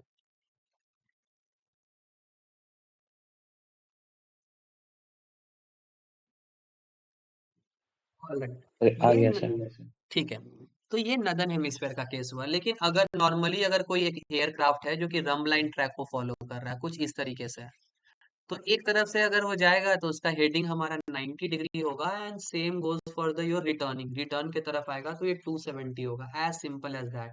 और सदर्न हेमिस्फेयर में अगर हम लोग बात करें, तो सदर्न हेमिस्फेयर को भी एक बार फिर से समझते हैं। Let's take two places. एक प्लेस हमारा ये रहा, दैट इज ए, और एक प्लेस हमारा ये रहा, दैट इज बी। अब ये हम बना रहे हैं, अगर मान लो आप सदर्न हेमिस्फेयर में लेफ्ट से राइट जा रहे हो, ग्रेट सर्कल को फॉलो करते हो, तो आपका एयरक्राफ्ट कुछ ऐसा रहेगा। तो स्टार्टिंग में इसका हेडिंग कितना है? 150। बीच के जर्नी में आया 90 डिग्री। जब डेस्टिनेशन पे पहुंचा उस समय हेडिंग 30 डिग्री। हेडिंग कहने का मतलब where your aircraft nose is pointing. So whenever you are in southern hemisphere and you are going from left to right following the great circle track, आपका heading जो है वो कंटिन्यूअसली रिड्यूस हो रहा है। 150 से 90 हुआ, 90 से 30 हुआ, यही इसके समझाने का मतलब है। आई होप ये पिक्चर सबको अच्छे से समझ में आ गया होगा कि लेफ्ट से राइट जाते हैं तो क्या होता है, और राइट से लेफ्ट जब आएंगे तो जस्ट इसका अपोजिट होगा। किसी को डाउट है? You can raise your hand, I will explain it once again. Alright, very good. यही सेम चीज के बारे में आपका सब कुछ लिखा गया है ग्रेट सर्कल के डायरेक्शन में। ये I will give you homework अभी ओरली, बाद बाकी कुछ कुछ जो प्लॉट्स करने वाला पिक्चर है वो क्वेश्चन हम ग्रुप में डाल देंगे, वो प्लॉट करके आना है। ये पूरा पॉइंट जो यहाँ पे लिखना है, जो मैंने अभी समझाया है उसी चीज के बारे में लिखा हुआ है। यहाँ पे डी का मतलब डिक्रीज, आई का मतलब इंक्रीज, किस तरीके से लिखा हुआ है ये सब पढ़ोगे समझ में आएगा। So this is your task, ताकि इसको पढ़ के आओ, जस्ट बिकॉज ये आपका रिवीजन होता है। तो इसको कोशिश करना है करके आने का। और ये रिप्रेजेंटेशन ऑफ टू प्लेसेस है, जो मैंने बताया कि अर्थ यानी कि कॉन्फॉर्मल पे कैसे करते हैं, मर्केटर पे कैसे करते हैं, उसका भी एग्जाम्पल में डाला हुआ है। तो टिल हमारा फर्स्ट क्लास आज के लिए ग्रेट सर्कल डायरेक्शन तक रहेगा। कल हम लोग डिफरेंस ऑफ लॉन्गिट्यूड और डिफरेंस ऑफ लैटिट्यूड के साथ करेंगे। तो मेक श्योर सबसे पहला चीज ये, वीडियो देखो पूरा वापस से, लगे ये PDF I will be sharing you with, उसके हिसाब से make your best possible notes. कोई भी किसी का नोट्स, किसी का बुक बेस्ट नहीं होता, जो कि जब तक हमने उसको ना बनाया हो। तो हमारा बनाया हुआ नोट्स जो कि हम लोग शॉर्ट फॉर्म में लिखते हैं, कुछ अपने हिसाब से बनाया हुआ जो हमारा फॉर्मूलाज होता है, वही बेस्ट होता है।